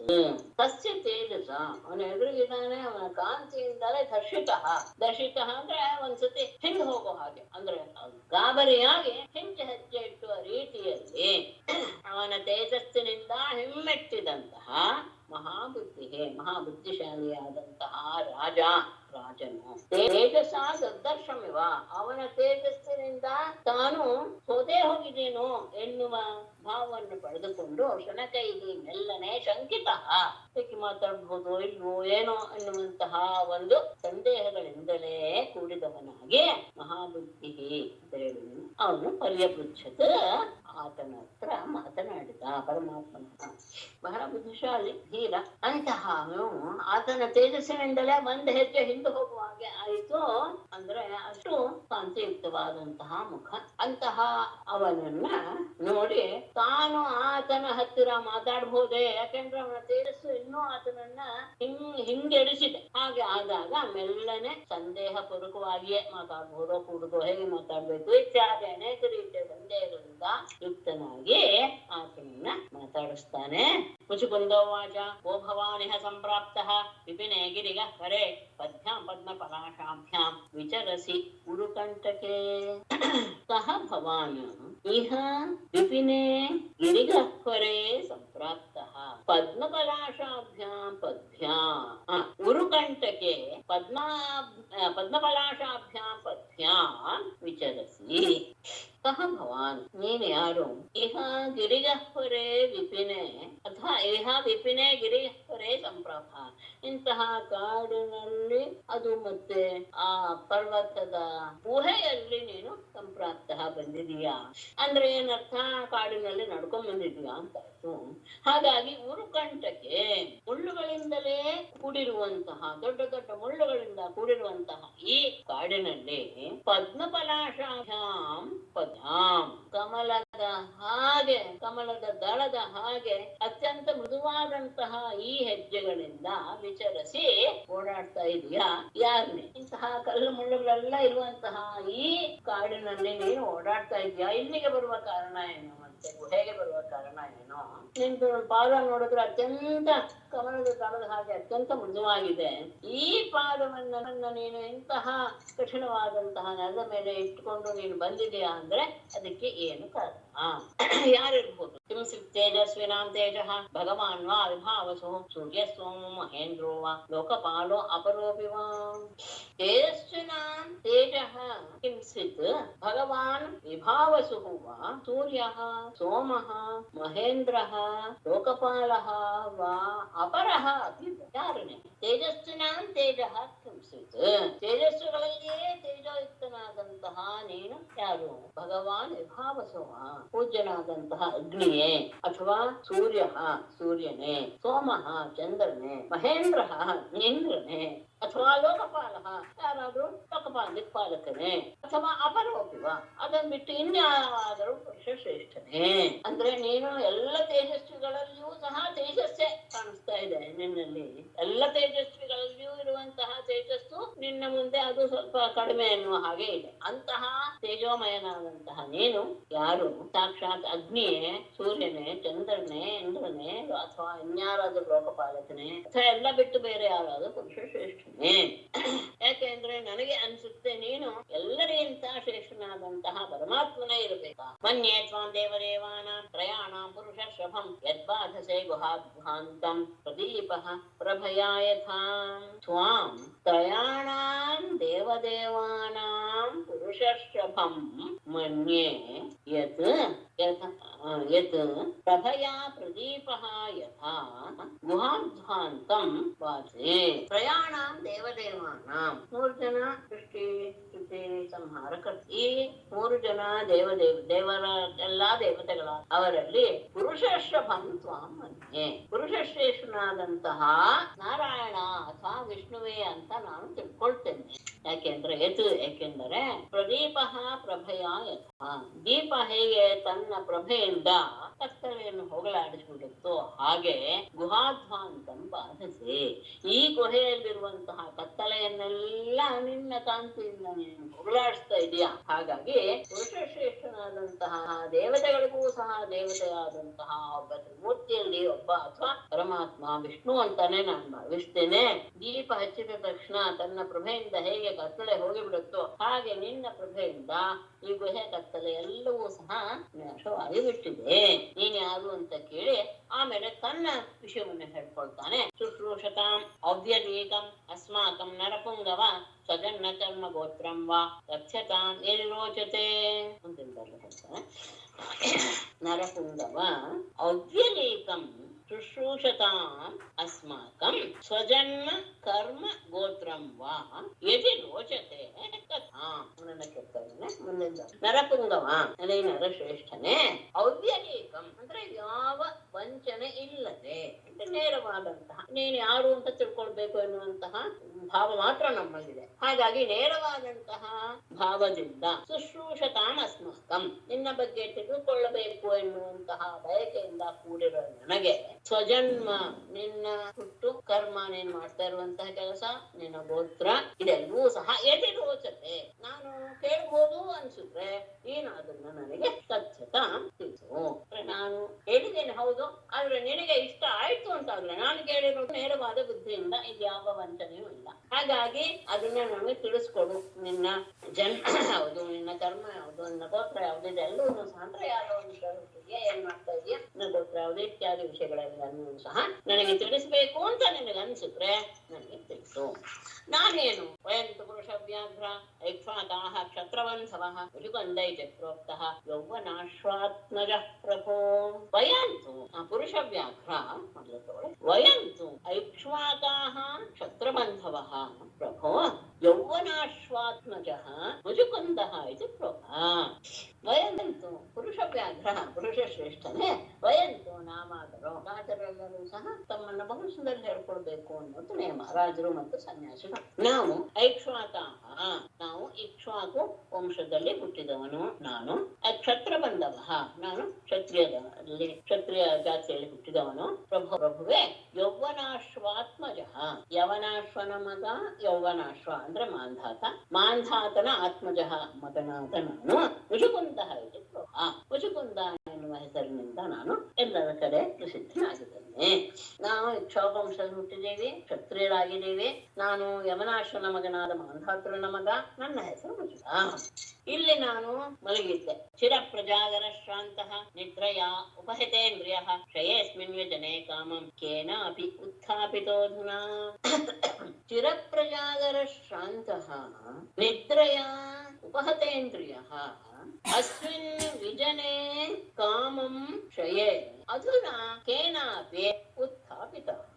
ಚಿರ ಪ್ರಜಾಗರ ಶ್ರಾಂತಃ ಗಮನಿಸಿ, ನಿದ್ದೆಯನ್ನು ಮಾಡದೆ ಆತ ಯುದ್ಧ ಮಾಡಿದ್ದಾನೆ. ಬಹಳ ಕಾಲದ ಪ್ರಜಾಗರ ಎಚ್ಚರವಾಗಿರುವಿಕೆಯಿಂದ ಶ್ರಾಂತಃ ಬಳಲಿದಂತಹ ನಾನು ನಿದ್ರೆಯಿಂದ ಉಪಹತೇಂದ್ರಿಯ ನನ್ನ ಇಂದ್ರಿಯಗಳೆಲ್ಲವೂ ಸಹ ಏನಾಗಿತ್ತು, ಅದು ತನ್ನ ಸಾಮರ್ಥ್ಯವನ್ನು ಕಳೆದುಕೊಂಡಿತ್ತು. ಅಂದ್ರೆ ಯಾವುದೂ ಸಹ ಕೆಲಸ ಮಾಡುವಂತಹ ಸಂದರ್ಭಗಳಲ್ಲಿ ಇರಲಿಲ್ಲ.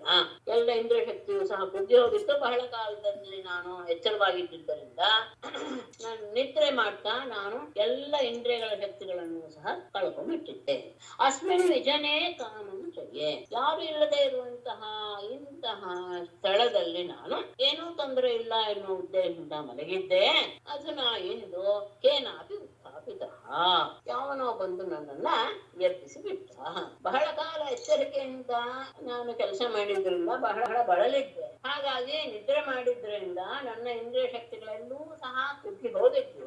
ಅದೆರಡೂ ಸಹ ನಿದ್ರೆ ಆದ್ರಿಂದ ಮತ್ತು ಶಾಂತನಾಗ್ತದೆ. ಹಾಗಾಗಿ ನಾನು ಯಾರು ಇಲ್ಲದೆ ಇರುವಂತಹ ಈ ಸ್ಥಳದಲ್ಲಿ ಏನೂ ತೊಂದರೆ ಇಲ್ಲ ಎನ್ನುವ ಭಾವನೆಯಿಂದ ನಾನು ಮಲಗಿದ್ದೆ. ಆದರೆ ಇವತ್ತು ಬಂದು ಅವನ್ನ ಎಬ್ಬಿಸಿಬಿಟ್ಟ. ಅವನು ಸಹ ಏನು ಸ್ವಭಿಭಸ್ಮೇ ಮೃದೋನೂನಂ ಆತ್ಮೀಯೇನೈವ ಪಾಪ್ಮನ ಅನಂತರಂ ಭವಾನ್ ಶ್ರೀಮಾನ್ ರಕ್ಷಿತಃ ಅಮಿತ್ರ ಶಾತನಃ. ಸಹ ಅಪಿ ನೂನಂ ಆತ್ಮೀಯೇನ ಪಾಪ್ಮನ ಏವ ಭಸ್ಮೇ ಕೃತಃ ಅನಂತರಂ ಶ್ರೀಮಾನ್ ಭವಾನ್ ಅಮಿತ್ರ ಶಾತನಃ ರಕ್ಷಿತಃ.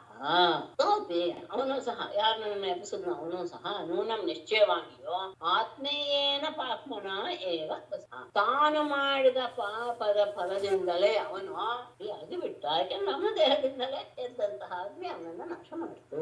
ಅನಂತರಂ ಬಳಿಕ ಶ್ರೀಮಾನ್ ಅತ್ಯಂತ ಸುಂದರನಾದಂತಹ ಭವಾನ್ ನೀನು ಅಮಿತ್ರ ಶಾತನಃ ಶತ್ರುನಾಶಕನಾದಂತಹ ನೀನು ರಕ್ಷಿತಃ ನನ್ನ ಕಣ್ಣಿಗೆ ಬಿದ್ದೆ.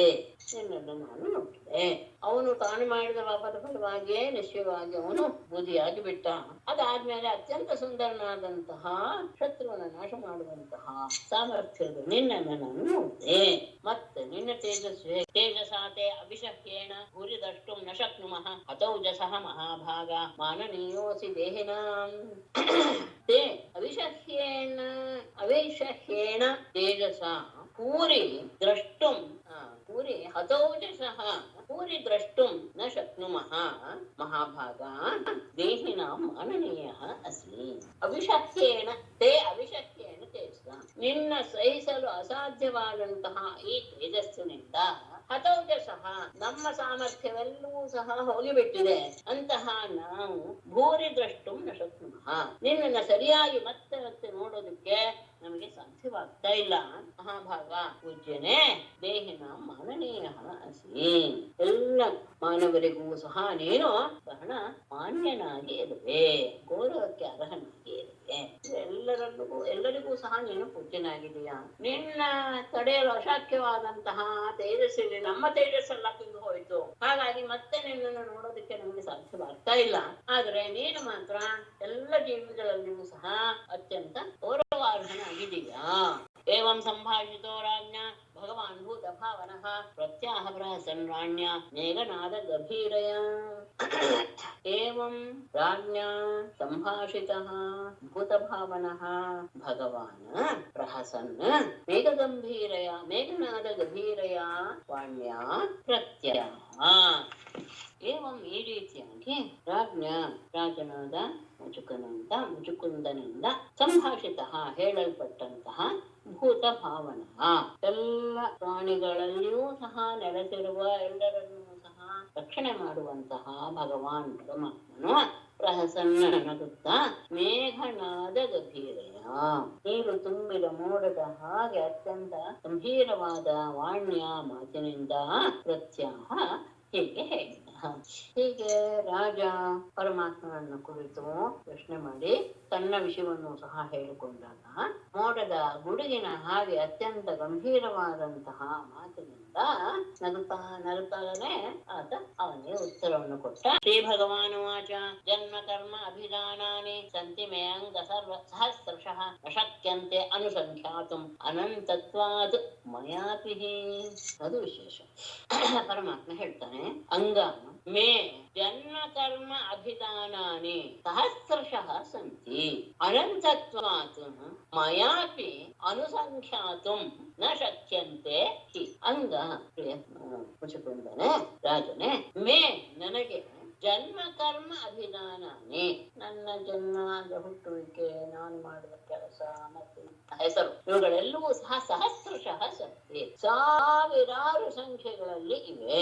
ಹೇಳು ಹಾಗಾದ್ರೆ ಅಂದ್ರೆ ಅನಂತತ್ವಾತ್ ಅದು ಅನಂತವಾದ್ದರಿಂದ ಇಷ್ಟು ಅನ್ನುವ ಸಂಖ್ಯೆನೇ ಸಿಗದೆ ಇರೋದ್ರಿಂದ ಅನುಸಂಖ್ಯಾತಂ ಅದನ್ನು ಎಣಿಸಲು ಗಮನಿಸಿ ಮಯಾಪಿ ನ ಶಕ್ಯತೆ ನನ್ನಿಂದಲೂ ಸಹ ಸಾಧ್ಯವಿಲ್ಲ. ಬೇರೆಯವರ ಆಮೇಲೆ ನೋಡೋದು ನಾನೇ ಎಷ್ಟು ಜನ್ಮ ಮಾಡಿದ್ದೀನಿ, ಏನೇನ್ ಮಾಡಿದ್ದೀನಿ, ನನ್ನ ಹೆಸರುಗಳು ಏನೇನಾಗಿದ್ದು ಇದು ಯಾವುದೂ ಸಹ ಸಾವಿರಾರು ಸಂಖ್ಯೆಯಲ್ಲಿ ಇದೆ. ಅದು ಹೇಗಿದೆ ಅಂದ್ರೆ ಅನಂತ ಸಂಖ್ಯೆಯಲ್ಲಿ ಇರೋದ್ರಿಂದ ಅದನ್ನ ನಾನೇ ಮಾಡಿರುವುದು ಸಹ ನನ್ನ ಜನ್ಮ ಕರ್ಮ ಹೆಸರುಗಳು ಸಹ ನನ್ನಿಂದಲೇ ಅನಿಸೋದಕ್ಕೆ ಸಾಧ್ಯವಾಗಿಲ್ಲ. ಯಾಕೆ ಅಂದ್ರೆ ಅದು ಹೇಗೆ ಎಷ್ಟು ಅಸಂಖ್ಯ ಅಂದ್ರೆ ಕ್ವಚಿದ್ರಜಾಂಸಿ ವ್ಯೋಮಮೇ ಪಾರ್ಥಿವಾನಿ ಉರುಜನ್ಮಭಿಃ ಗುಣಕರ್ಮಾಭಿಧಾನಾನಿ ನಮೇ ಜನ್ಮಾನಿ ಕರ್ಹಿಚಿತ್. ಕ್ವಚಿತ್ ಉರುಜನ್ಮಭಿಃ ಪಾರ್ಥಿವಾನಿ ರಜಾಂಸಿ ಇಮಮೇ ಮೇ ಗುಣಕರ್ಮಾಭಿಧಾನಾನಿ ಜನ್ಮಾನಿ ಕರ್ಹಿಚಿತ್. ಕ್ವಚಿತ್ ಎಂದಾದರೂ ಒಬ್ಬ ಉರು ಜನ್ಮಭಿಹಿ ಅನೇಕ ಜನ್ಮಗಳನ್ನ ಎತ್ತಿಕೊಂಡು ಬಂದು ಪಾರ್ಥಿವಾನಿ ಈ ಭೂಮಿಯಲ್ಲಿರುವಂತಹ ರಜಾಂಸಿ ಧೂಳಿನ ಕಣಗಳನ್ನು ವಿಮಮೆ ಎಣಿಸಿ ಬಿಡಬಹುದೇನೋ. ಅದು ಅಸಾಧ್ಯವೇ, ಆದ್ರೆ ಅದನ್ನ ಎಣಿಸಿ ಬಿಡಬಹುದು. ಆದರೆ ಮೇ ನನ್ನ ಗುಣ ಕರ್ಮ ಅಭಿಧಾನಾನಿ ಜನ್ಮನಿ ನನ್ನ ಗುಣ ನನ್ನ ಕೆಲಸ ನನ್ನ ಹೆಸರು ಇರದಂತಹ ನನ್ನ ಜನ್ಮಾನಿ ನನ್ನ ಜನ್ಮಗಳನ್ನ ತರ್ಹಿ ಚಿತ್ ಎಂದಿಗೂ ಆತ ಅನಿಸೋದಕ್ಕೆ ಸಾಧ್ಯ ಇಲ್ಲ. ಒಬ್ಬ ವ್ಯಕ್ತಿ ಅನೇಕ ಜನ್ಮಗಳನ್ನು ಪಡೆದು ಪ್ರತಿಯೊಂದು ಜನ್ಮದಲ್ಲಿಯೂ ಹಿಂದಿನ ಜನ್ಮದ ವಿಷಯವನ್ನ ನೆನಪಿಟ್ಟುಕೊಂಡು ಭೂಮಿಯಲ್ಲಿರುವಂತಹ ಅಂದ್ರೆ ಒಂದು ಜನ್ಮದಲ್ಲಿ ಆಗೋಲ್ಲ ಅಂತ ಅನೇಕ ಜನ್ಮಗಳನ್ನು ಪಡೆದು ಭೂಮಿಯಲ್ಲಿರುವಂತಹ ಧೂಳಿನ ಕಣಗಳನ್ನ ಎಣಿಸಿ ಬಿಡಬಹುದೇನೋ.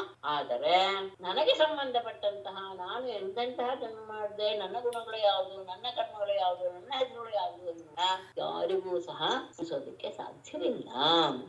ಯಾಕೆಂದ್ರೆ ಕಾಲತ್ರಯೋಪಪನ್ನಾನಿ ಜನ್ಮ ಕರ್ಮಾಣಿ ಮೇ ನೃಪ ಅನುಕ್ರಮಂತೋ ನೈವಾಂತಂ ಗಚ್ಚಂತಿ ಪರಮರ್ಷಯಃ. ನೃಪ ಕಾಲತ್ರಯೋಪಪನ್ನಾನಿ ಮೇ ಜನ್ಮ ಕರ್ಮಾಣಿ ಅನುಕ್ರಮಂತಃ ಪರಮರ್ಷಯಃ ನೈವ ಅಂತಂ ಗಚ್ಚಂತಿ. ನೃಪರಾಜನೇ, ಕಾಲತ್ರಯೋಪಪನ್ನಾನಿ ಮೂರು ಕಾಲಗಳಲ್ಲಿಯೂ ಸಹ ಆಗುವಂತಹ ಮೇ ಜನ್ಮ ಕರ್ಮಾಣಿ ಅಂದ್ರೆ ಭೂತ ಭವಿಷ್ಯತ್ ವರ್ತಮಾನ ಈ ಮೂರು ಕಾಲಗಳಲ್ಲಿಯೂ ನನಗೆ ಉಂಟಾಗುವಂತಹ ಜನ್ಮ ಕರ್ಮ ಇವುಗಳೆಲ್ಲವನ್ನು ಅನುಕ್ರಮಂತಹ ಎಣಿಸ್ತಾ ಇರುವಂತಹ ಅವರು ಯಾರು? ಪರಮರ್ಷಯ. ಇಂಥವ್ರು ಯಾಕೆ ಅಂದ್ರೆ ಸನಸನಂದನಾದಿಗಳು ಅವರು ಆ ಕಲ್ಪ ಪೂರ್ತಿ ಇರ್ತಾರೆ, ಅವರಿಗೆ ಅಷ್ಟು ಆಯುಷ್ಯ ಇದೆ. ಅಂದ್ರೆ ಆತ ನಾವೆಲ್ಲ ಒಂದೊಂದೇ ಇದಾದ್ರೂ ಸಹ ಅವರು ಆ ಬ್ರಹ್ಮ ಹುಟ್ಟಿ ಅವನ ಒಂದು ದಿನ ಕಳೆಯೋವರೆಗೂ ಸಹ ಆ ಕಲ್ಪದವರೆಗೂ ಅವರು ಇರ್ತಾರೆ. ಹಾಗೆ ಇರುವಂತಹ ಮಹರ್ಷಿಗಳೂ ಸಹ ನನ್ನ ಜನ್ಮ ಕರ್ಮ ಎನ್ನುವುದು ಮೂರು ಕಾಲದಲ್ಲಿ ಏನೇನಾಯ್ತು, ಹಿಂದೆ ಏನಾಯ್ತು, ಈಗೇನಾಗ್ತಾ ಇದೆ, ಮುಂದೆ ಏನಾಗುತ್ತೆ ಇತ್ಯಾದಿ ಯಾವ ವಿಷಯಗಳನ್ನು ಪರಮರ್ಷಿಗಳು ಎಣಸಕ್ಕೆ ಶುರು ಮಾಡಿದ್ರು ಸಹ ನೈವ ಅಂತಂದು ಗಚ್ಚತಿ ಅವರು ಸಹ ಕೊನೆಯನ್ನು ಮುಟ್ಟೋದಿಲ್ಲ. ಯಾಕೆಂದ್ರೆ ನನ್ನ ಜನ್ಮ ಕರ್ಮಗಳಿಗೆ ಅಂತ್ಯವೇ ಇಲ್ಲ. ಹಾಗಾಗಿ ಅಂತಹ ಪರಮರ್ಷಿಗಳೂ ಸಹ ನನ್ನ ವಿಷಯವನ್ನ ಪೂರ್ತಿಯಾಗಿ ತಿಳಿದುಕೊಳ್ಳೋದಕ್ಕೆ ಸಾಧ್ಯವಿಲ್ಲ. ಅವ್ರು ಹೇಳ್ತಾ ಇರ್ತಾರೆ ಇಂತಿಂತ ಕಾಲದಲ್ಲಿ ಪರಮಾತ್ಮ ಅವತಾರ ಹೀಗಾಯ್ತು ಹಾಗಾಯ್ತು ಅಂತ ಹೇಳ್ತಾ ಹೇಳ್ತಾನೇ ಇರ್ತಾರೆ ಹೊರತು ಯಾವಾಗ್ಲೂ ಅದು ಕೊನೆಯನ್ನು ಮುಟ್ಟೋದಿಲ್ಲ. ಆದರೂ ಈಗ ನಾನು ಯಾವ ರೀತಿಯಲ್ಲಿದ್ದೀನಿ, ಯಾತಕ್ಕೆ ಬಂದಿದ್ದೀನಿ ಅದನ್ನು ಹೇಳ್ತೀನಿ ಕೇಳು. ತಥಾಪಿ ಅದ್ಯತನಾನಿ ಅಂಗ ಶೃಣುಷ್ವಗತೋ ಮಮ ವಿಜ್ಞಾಪಿತೋ ವಿರಿಂಚೇನ ಪುರಾಹಂ ಧರ್ಮಗುಪ್ತಯೇ ಭೂಮೇಃ ಭಾರಾಯಮಾಣಾನಾಂ ಅಸುರಾಣಾಂ ಕ್ಷಯಾಯ ಚ.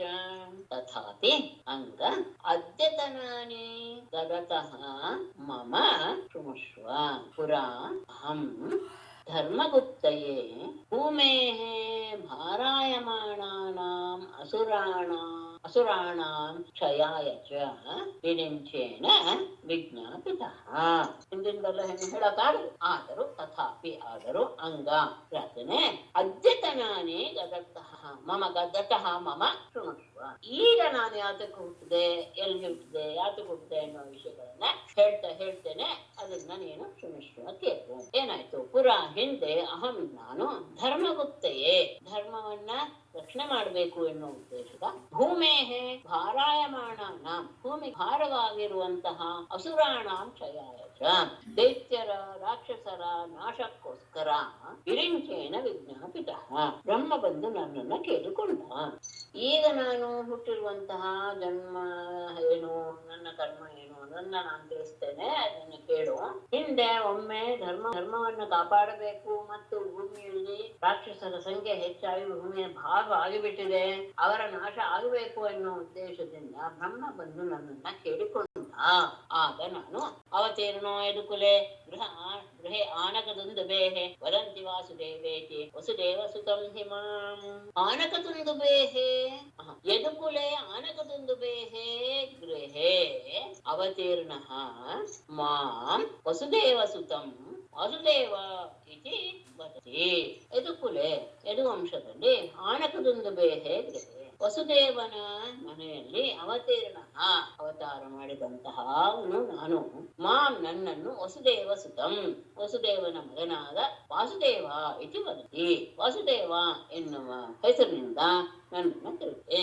ಅಂದ್ರೆ ಅವನು ಬಂದು ನನ್ನ ಧರ್ಮ ರಕ್ಷಣೆ ಆಗ್ಬೇಕು, ಭೂಮಿಗೆ ಹೊರೆಯಾಗಿರುವ ಅಸುರರ ನಾಶವಾಗಬೇಕು ಎನ್ನುವ ವಿಷಯವನ್ನು ವ್ಯಕ್ತಪಡಿಸಿದಾಗ ನಾನು ಯದುಕುಲದಲ್ಲಿ ಆನಕದುಂದುಭಿ ಅಂತ ವಸುದೇವನ ಹೆಸರು. ಯಾಕಂದ್ರೆ ವಸುದೇವ ಹುಟ್ಟಿದಾಗ ದೇವಲೋಕದ ನಗಾರಿ ದುಂದುಬಿಗಳಲ್ಲೂ ವಾಸಿಸುವಂತ. ಹಾಗಾಗಿ ಅವನಿಗೆ ಆನಕ ದುಂದುಬಿ ಅಂತ ಹೆಸರು. ಅಂತಹ ಅವನ ಮನೆಯಲ್ಲಿ ನಾನು ಅವತಾರ ಮಾಡಿದೆ. ಹಾಗಾಗಿ ನನ್ನನ್ನ ವಸುದೇವನ ಮಗ ವಾಸುದೇವ ಅಂತ ಕರೀತಾರೆ. ಕಾಲನೇಮಿರ್ಹರತ್ತಂಸಃ ರಂಭಾದ್ಯಾಶ್ಚ ಸದೃಶಃ ಅಯಂಚೇವನಃ ದತ್ತಃ ರಾಜಂಷ್ಟೇ ತಿಗ್ಮಚಕ್ಷುಷ. ಕಾಲನೇಮಿಃ ಕಂಸಃ ಹತಃ ಸದೃಶಃ ಪ್ರಲಂಬಾದ್ಯಾಃ ಚ ಹತಃ ರಾಜನ್ ತೇ ತಿಗ್ಮಚಕ್ಷುಷಾ ಅಯಂ ಯವನಃ ಚ ದತ್ತಃ. ಕಾಲನೇಮಿಃ ಕಂಸಃ ಅಂದ್ರೆ ಹಿಂದಿನ ಜನ್ಮದಲ್ಲಿ ಅವನ ಕಾಲನೇಮಿ ಎನ್ನುವಂತಹ ಹೆಸರನಾಗಿದ್ದ. ಅಂತಹ ಕಂಸನು ಈ ಜನ್ಮದಲ್ಲಿ ಕಂಸನಾಗಿದ್ದವನು ಹತಃ ನಾಶನಾದ. ಸದೃಶಃ ಸಜ್ಜನರನ್ನೆಲ್ಲ ದ್ವೇಷ ಮಾಡ್ತಾ ಇರುವಂತಹ ಪ್ರಲಂಬಾದ್ಯಾಶ್ಚ ಪ್ರಲಂಬ ಮೊದಲಾದಂತಹ ಅನೇಕ ಅಸುರರೂ ಸಹ ಹತಃ ನನ್ನಿಂದ ಕೊಲ್ಲಲ್ಪಟ್ಟರು. ರಾಜನೇ ತೇ ಚಿಕ್ಮ ಚಕ್ಷುಷ ನಿನ್ನ ಹರಿತವಾದ ಉರಿಗಣ್ಣಿನ ಮೂಲಕ ಅಯಂ ಯವನಃ ಚ ದತ್ತಃ ಈ ಯವನನು ಕಾಲಯವನನು ಸಹ ನಾಶ ಮಾಡಲ್ಪಟ್ಟ. ಅಂದ್ರೆ ನನ್ನ ಪ್ರೇರಣೆಯಿಂದಲೇ ನೀನು ಅವನಲ್ಲಿಗೆ ಬರುವ ಹಾಗೆ ಮಾಡಿ ನೀನು ಕಣ್ಣು ತೆರೆಯುವ ಹಾಗೆ ನಿನ್ನ ದೃಷ್ಟಿಯಿಂದ ಅವನು ನಾಶವಾಗುವ ಹಾಗೆ. ಹಿಂದಿನ ಜನ್ಮದಲ್ಲಿ ಕಾಲನೇಮಿ ಆಗಿದ್ದ ಅವನು ಈ ಜನ್ಮದಲ್ಲಿ ಕಂಸನಾಗಿ ಹುಟ್ಟಿದ. ಅವನನ್ನು ನಾನು ಸಂಹಾರ ಮಾಡಿದೆ. ಅಷ್ಟೇ ಇಲ್ಲ, ಸಜ್ಜನರನ್ನೆಲ್ಲ ಗೋಳಹೆ ಕೊಡ್ತಾ ಇರುವಂತಹ ಹಿಂಸೆ ಪಡಿಸ್ತಾ ಇದ್ದಂತಹ ಪ್ರಾರಂಭವಲ್ಲಾದಂತಹ ಸಹ ನಾಶ. ಮತ್ತೆ ನಿನ್ನ ತೀಕ್ಷ್ಣವಾದಂತಹ ದೃಷ್ಟಿಯಿಂದ ಈ ಕಾಲಯವನನ್ನು ಸಹ ನಾಶ ಮಾಡ್ತೇನೆ. ಮತ್ತೆ ನಿನಗೆ ಅನುಗ್ರಹ ಮಾಡಬೇಕು ಅನ್ನುವ ಉದ್ದೇಶದಿಂದಲೇ ನಾನು ಇಂದಿಗೆ ಬಂದೆ. ಸೋಹಂ ತವಾನುಗ್ರಹಾರ್ಥಂ ಗುಹಾಮೇತಾಮುಪಾಗತಃ ಪ್ರಾರ್ಥಿತಃ ಪ್ರಚುರಂ ಪೂರ್ವಂ ತಯಾಹಂ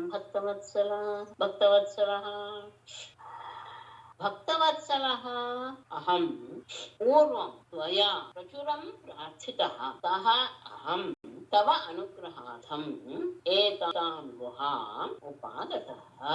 ಭಕ್ತವತ್ಸಲಃ ಭಕ್ತರ ಬಗ್ಗೆ ಅತ್ಯಂತ ವಾತ್ಸಲ್ಯವನ್ನು ಹೊಂದಿರುವಂತಹ ಅಹಂ ನಾನು ಪೂರ್ವಂ ಹಿಂದೆ ತ್ವಯಾ ನಿನ್ನಿಂದ ಪ್ರಚುರಂ ಪ್ರಾರ್ಥಿತಃ ಬಹಳವಾಗಿ ನೀನು ನನ್ನನ್ನ ಪ್ರಾರ್ಥಿಸಿದ್ದೆ. ಅಂದ್ರೆ ನನ್ನನ್ನು ಅನುಗ್ರಹಿಸಬೇಕು ಎನ್ನುವ ರೀತಿಯಲ್ಲಿ ವಿಶೇಷವಾಗಿ ನೀನು ನನ್ನನ್ನು ಅಪ್ಪಿಸಿಕೊಂಡಿದ್ದರಿಂದ ಸಹ ಅಹಂ ನಾನು ತವ ಅನುಗ್ರಹಾರ್ಥಂ ನಿನಗೆ ಅನುಗ್ರಹ ಮಾಡಬೇಕು ಎನ್ನುವ ಉದ್ದೇಶದಿಂದಲೇ ಏತಾನ್ ಗುಹಾಂ ಉಪಾಹ ಈ ಗುಹೆಗೆ ನಾನು ಬಂದೆ. ನೀನು ಬಹಳ ಹಿಂದೆ ಭಕ್ತರನ್ನ ಬಹಳ ವಾತ್ಸಲ್ಯದಿಂದ ನೋಡುವಂತಹ ನನ್ನನ್ನ ನೀನು ಬಂದು ಕೇಳ್ಕೊಂಡಿದ್ದೆ ನನ್ನನ್ನ ಅನುಗ್ರಹಿಸಬೇಕು ಅಂತ. ಹಾಗೆ ನೀನು ಹಿಂದೆ ಕೇಳ್ಕೊಂಡಿದ್ರಿಂದಲೇ ನಿನ್ನನ್ನು ಅನುಗ್ರಹ ಮಾಡಬೇಕು ಅನ್ನೋ ಉದ್ದೇಶದಿಂದಲೇ ನಾನು ಈ ಗುಹೆಗೆ ಬಂದೆ. ವರಾನ್ಮುನೀಶ್ವರಾಜಶ್ರೇ ಸರ್ವಾನ್ ಕಾಮಾನ್ ದದಾಮಿತೆ ಮಾಂ ಪ್ರಪನ್ನೋ ಜನಃ ಕಶ್ಚಿತ್ ನ ಭೂಯೋರ್ಹತಿ ಶೋಚಿತುಂ. ರಾಜರ್ಷೇ ವರಾನ್ ವೃಣೇಶ್ವ ತೇ ಸರ್ವಾನ್ ಕಾಮಾನ್ ದದಾಮಿ ಮಾಂ ಪ್ರಪನ್ನಃ ಕಶ್ಚಿತ್ ಜನಃ ಭೂಯಃ ಶೋಚಿತುಂ ನ ಅರ್ಹತಿ. ರಾಜರ್ಷಿಯಾದಂತಹ ಮುಚುಕುಂದನೆ ವರಾನ್ ವೃಣೇಶ್ವ ನಿನಗೆ ಏನು ಬೇಕೋ ಅವರುಗಳನ್ನು ನೀನು ಕೇಳಿಕೋ. ತೇ ನಿನಗೆ ಸರ್ವಾನ್ ಕಾಮಾನ್ ದದೆ ನಿನ್ನ ಇಚ್ಛೆ ಏನೇನಿದೆಯೋ ನಿನ್ನ ಎಲ್ಲ ಇಚ್ಛೆಗಳನ್ನು ಸಹ ನಾನು ನಿನಗೆ ಪೂರೈಸ್ತೇನೆ. ಯಾಕೆ ಅಂದ್ರೆ ಮಾನ್ ಪ್ರಪನ್ನ ನನ್ನನ್ನು ಆಶ್ರಯಿಸಿದಂತಹ ಕಶ್ಚಿತ್ ಜನಃ ಒಬ್ಬ ವ್ಯಕ್ತಿಯು ಭೂಯ ಮತ್ತೆ ಶೋಚಿತು ಈ ದುಃಖಕ್ಕೆ ವಶನಾಗಬಾರದು. ಎಂತಹ ಸಂದರ್ಭ ಬಂದು ನನ್ನನ್ನ ಆಶ್ರಯಿಸಿದಂತಹ ವ್ಯಕ್ತಿ ಮುಂದೆ ಯಾವಾಗಲೂ ಸಹ ದುಃಖ ಪಡಬಾರದು. ಯಾಕೆಂದ್ರೆ ನನ್ನನ್ನು ಆಶ್ರಯಿಸಿ. ಹಾಗಾಗಿ ನಿನಗೆ ಏನೇನು ಬರಬೇಕೋ ಎಲ್ಲವನ್ನೂ ಕೇಳ್ಕೊ. ನನ್ನನ್ನ ಶರಣು ಹೊಂದಿದಂತಹ ವ್ಯಕ್ತಿ ಯಾವತ್ತಿಗೂ ಸಹ ಆಮೇಲೆ ದುಃಖವನ್ನ ಹೊಂದಬಹುದು. ಶ್ರೀ ಶುಕವಾಚ ಇತ್ಯುಕ್ತಸ್ಥಂ ರಮ್ಯಾಹ ಮುಚುಕುಂದೋ ಮುದಾನ್ವಿತಃ ಜ್ಞಾತ್ವಾ ನಾರಾಯಣಂ ದೇವಂ ಗರ್ಗವಾಕ್ಯಂ ಅನುಸ್ಮರನ್. ಇತಿ ಉಕ್ತಃ ಮುಚುಕುಂದಃ ಮುದಾನ್ವಿತಃ ಗರ್ಗವಾಕ್ಯಂ ಅನುಸ್ಮರನ್ ದೇವಂ ನಾರಾಯಣಂ ಜ್ಞಾತ್ವಾ ತಮ ಪ್ರಣಮ್ಯ ಆಹಾ. ಇತಿ ಉಕ್ತಃ ಹೀಗೆ ಪರಮಾತ್ಮನಿಂದ ಹೇಳಲ್ಪಟ್ಟಂತಹ ಮುಚುಕುಂದನು ಮುದಾನ್ವಿತಃ ಸಂತೋಷದಿಂದ ಕೂಡಿದವನಾಗಿ ಗರ್ಗವಾಕ್ಯಂ ಅನುಸರನ್ ಅವನು ಗರ್ಗ ಮುನಿಯ ಈ ಗರ್ಗರೆಲ್ಲ ಇವರು ಬೇರೆ ಆತ ಹಿಂದೆ ಇದ್ದಾಗ ಗರ್ಗ ಮುನಿಯ ಮಾತುಗಳನ್ನ ನೆನಪಿಸಿಕೊಳ್ತಾ ಆತ ಹೇಳಿದಂತೆ 28ನೇ ದ್ವಾಪರ ಯುಗದಲ್ಲಿ ನಾರಾಯಣ ವಸುದೇವನ ಮಗನಾಗಿ ಅವತಾರ ಮಾಡ್ತಾನೆ ಅಂತ ವೃದ್ಧ ಗರ್ಗರು ಸುಗಂಧನಿಗೆ ಹೇಳಿದ್ರು. ಆ ಮಾತನ್ನ ನೆನಪಿಸಿಕೊಂಡಂತಹ ಅವನು ದೇವಂ ನಾರಾಯಣ ನಾರಾಯಣಂ ಬಂದಿರುವವನು ಪೂಜ್ಯನಾದ ನಾರಾಯಣನೇ ಎನ್ನುವುದನ್ನು ತಿಳಿದುಕೊಂಡು ತಂ ಪ್ರಣಮ್ಯ ಆತನಿಗೆ ನಮಸ್ಕಾರ ಮಾಡ್ತಾ ಆಹಾ ಈ ರೀತಿಯಾಗಿ ಹೀಗೆ ಹೇಳಿದ ತಕ್ಷಣ ಆತನಿಗೆ ಹಿಂದೆ ತನ್ನ ಮೊದಲು ಗರ್ಗಮುನಿಗಳಿಂದ ಹೇಳಲ್ಪಟ್ಟಂತಹ ಮಾತು ನೆನಪಿಗೆ ಬಂತು. ಅಂದ್ರೆ ಎಷ್ಟು ವರ್ಷ ಯುದ್ಧ ಮಾಡಿರ್ಬೋದು, ಎಷ್ಟು ವರ್ಷ ಮಾಡಿರ್ಬೋದು, ಎಷ್ಟು ಜನ್ಮಗಳು ಆಗಿರ್ಬೋದು ಗಮನಿಸ್ಕೊಂಡು. ಹಾಗೆ 28ನೆಯ ದ್ವಾಪರ ಯುಗದಲ್ಲಿ ಪರಮಾತ್ಮ ವಸುದೇವನ ಮಗನಾಗ್ತಾನೆ ಎನ್ನುವ ವಿಷಯವನ್ನ ಅವನಿಗೆ ಹೇಳಿದ್ರು. ಅದು ಅವನಿಗೆ ನೆನಪಿಗೆ ಬಂದು ಸಾಕ್ಷಾತ್ ಪರಮಾತ್ಮನೇ ನಾರಾಯಣನೇ ನನ್ನ ಮುಂದೆ ಬಂದಿದ್ದಾನೆ ಎನ್ನುವುದನ್ನು ತಿಳಿದುಕೊಂಡು ಅವನು ಮುಂದೆ ಹೇಳುವ ರೀತಿಯೇ ಆತನನ್ನ ಸ್ತುತಿಸ. ಹರಿ ಓಂ ಮೇಡಮ್. ಕೃಷ್ಣ ಅವತರಿಸ್ತಾನೆ ಅಂದ್ರೆ ಅದು 27 ಸಲ ಚತುರ್ಯುಗಗಳು ರಿಪೀಟ್. ಹಾಗಾದ್ರೆ ಇವಾಗ ಮಾತ್ರ ವಾಸುದೇವ ಉದಯ ಜನ್ಮ ತಾಳ್ತಾನ ಬರೀ 27 ಬಾರಿ ಅಂದ್ರೆ 28ನೇ ದ್ವಾಪರ ಯುಗ.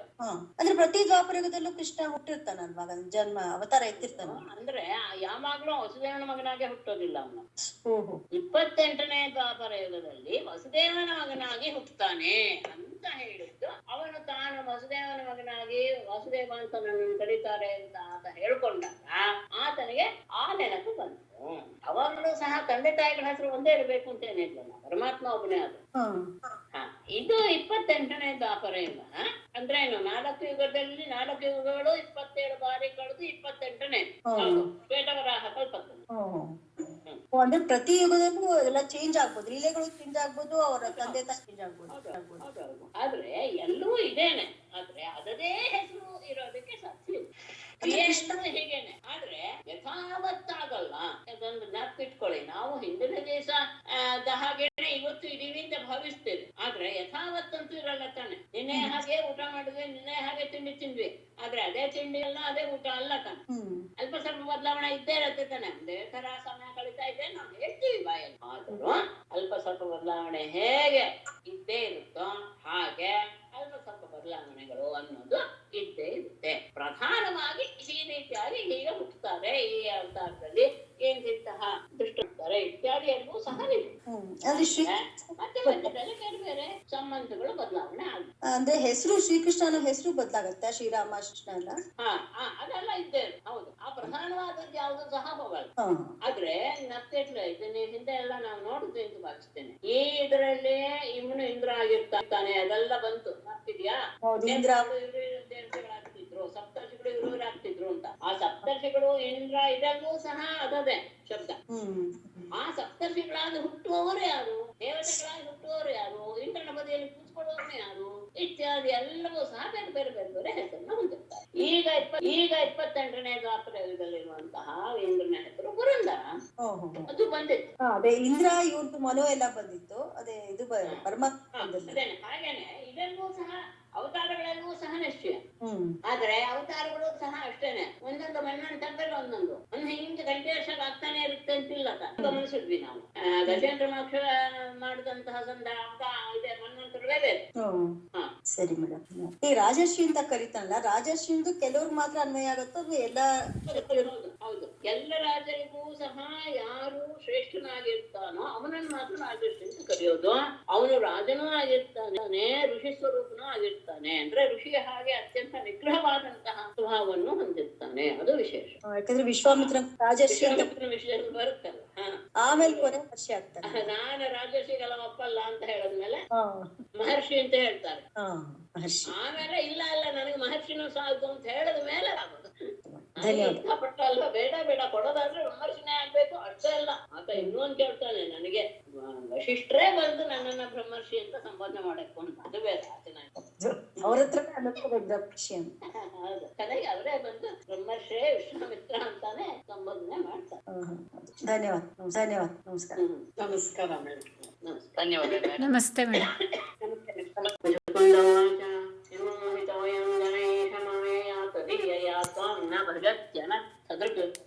ದುಃಖ ಪ್ರಭವೇಶು ಸಜ್ಜತೆ ಗೃಹೇಶು ಯೋಗಿಪುರುಷಶ್ಚ ಸವಂಚಿತಃ ಈಶ ತ್ವದೀಯಯಾ ಮಾಯಯಾ ವಿಮೋಹಿತಃ ಅಯಂ ಜನಃ ಅನರ್ಥದೃಕ್ ತ್ವಾಂ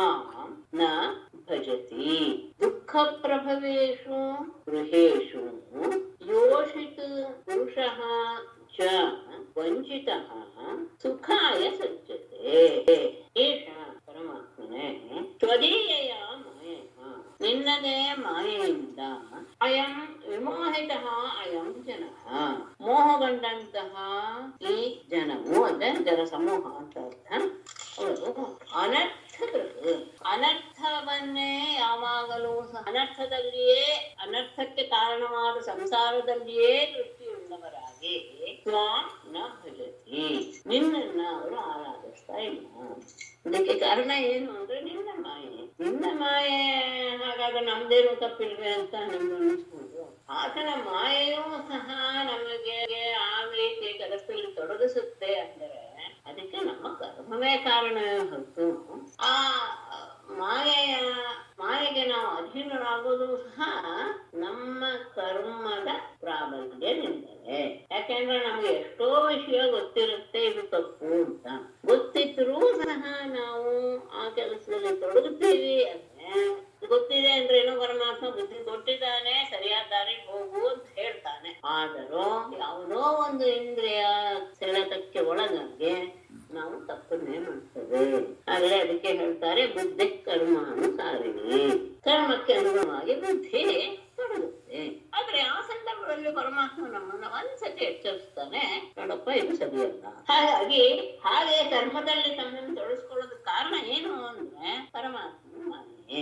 ಹಾಗಾಗಿ ಅವರು ಅನರ್ಥಕ್ಕೆ ಕಾರಣವಾದಂತಹ ಈ ಸಂಸಾರದಲ್ಲಿಯೇ ದೃಷ್ಟಿ ಇಟ್ಟುಕೊಂಡು ಅದರಲ್ಲಿ ತಮ್ಮನ್ನ ತಾನು ತೊಡಗಿಸ್ಕೋತಾರೆ. ಹಾಗಾದಾಗ ದುಃಖ ಪ್ರಭವೇಶು ಗೃಹೇಶು, ದುಃಖಕ್ಕೆ ಕಾರಣವಾದಂತಹ ದುಃಖವನ್ನು ಉಂಟು ಮಾಡುವಂತಹ ಗೃಹೇಶು, ಮನೆಗಳಲ್ಲಿ ಅಥವಾ ಸಂಬಂಧಪಟ್ಟಂತಹ ಎಲ್ಲ ವಿಷಯಗಳಲ್ಲಿ ಯೋಷಿತ್ ಪುರುಷ ಚ, ಸ್ತ್ರೀಯಾಗಲಿ ಪುರುಷರಾಗಲಿ ಇಬ್ಬರು ಸಹ ವಂಚಿತ, ನಿನ್ನ ಮಾಯೆಯಿಂದ ಮೋಹಕೊಂಡು ಸುಖಾಯ ಸಜ್ಜತೆ, ಅದು ಸುಖಕ್ಕೋಸ್ಕರ ಅಲ್ಲೇ ಸುಖ ಸಿಗುತ್ತೆ ಎನ್ನುವ ಭಾವದಿಂದ ಅದರಲ್ಲಿ ನಿರತರಾಗ್ತಾರೆ.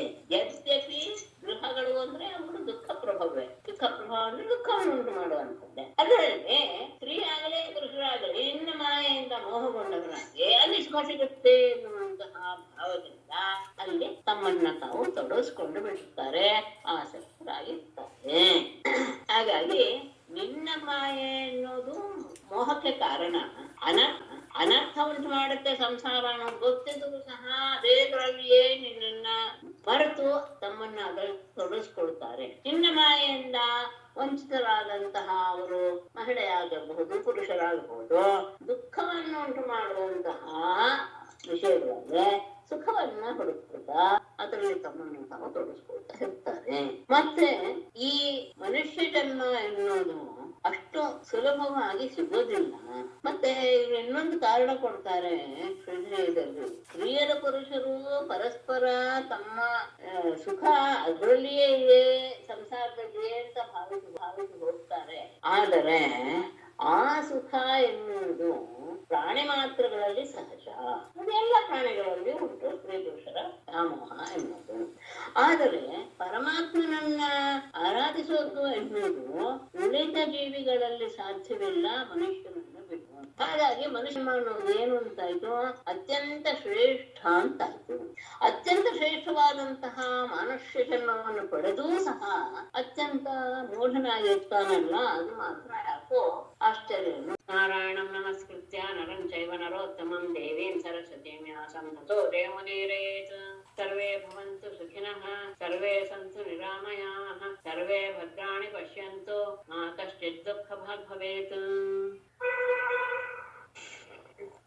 ಧನ್ಯವಾದಗಳು. ಧನ್ಯವಾದಗಳು. ನಮಸ್ತೆ.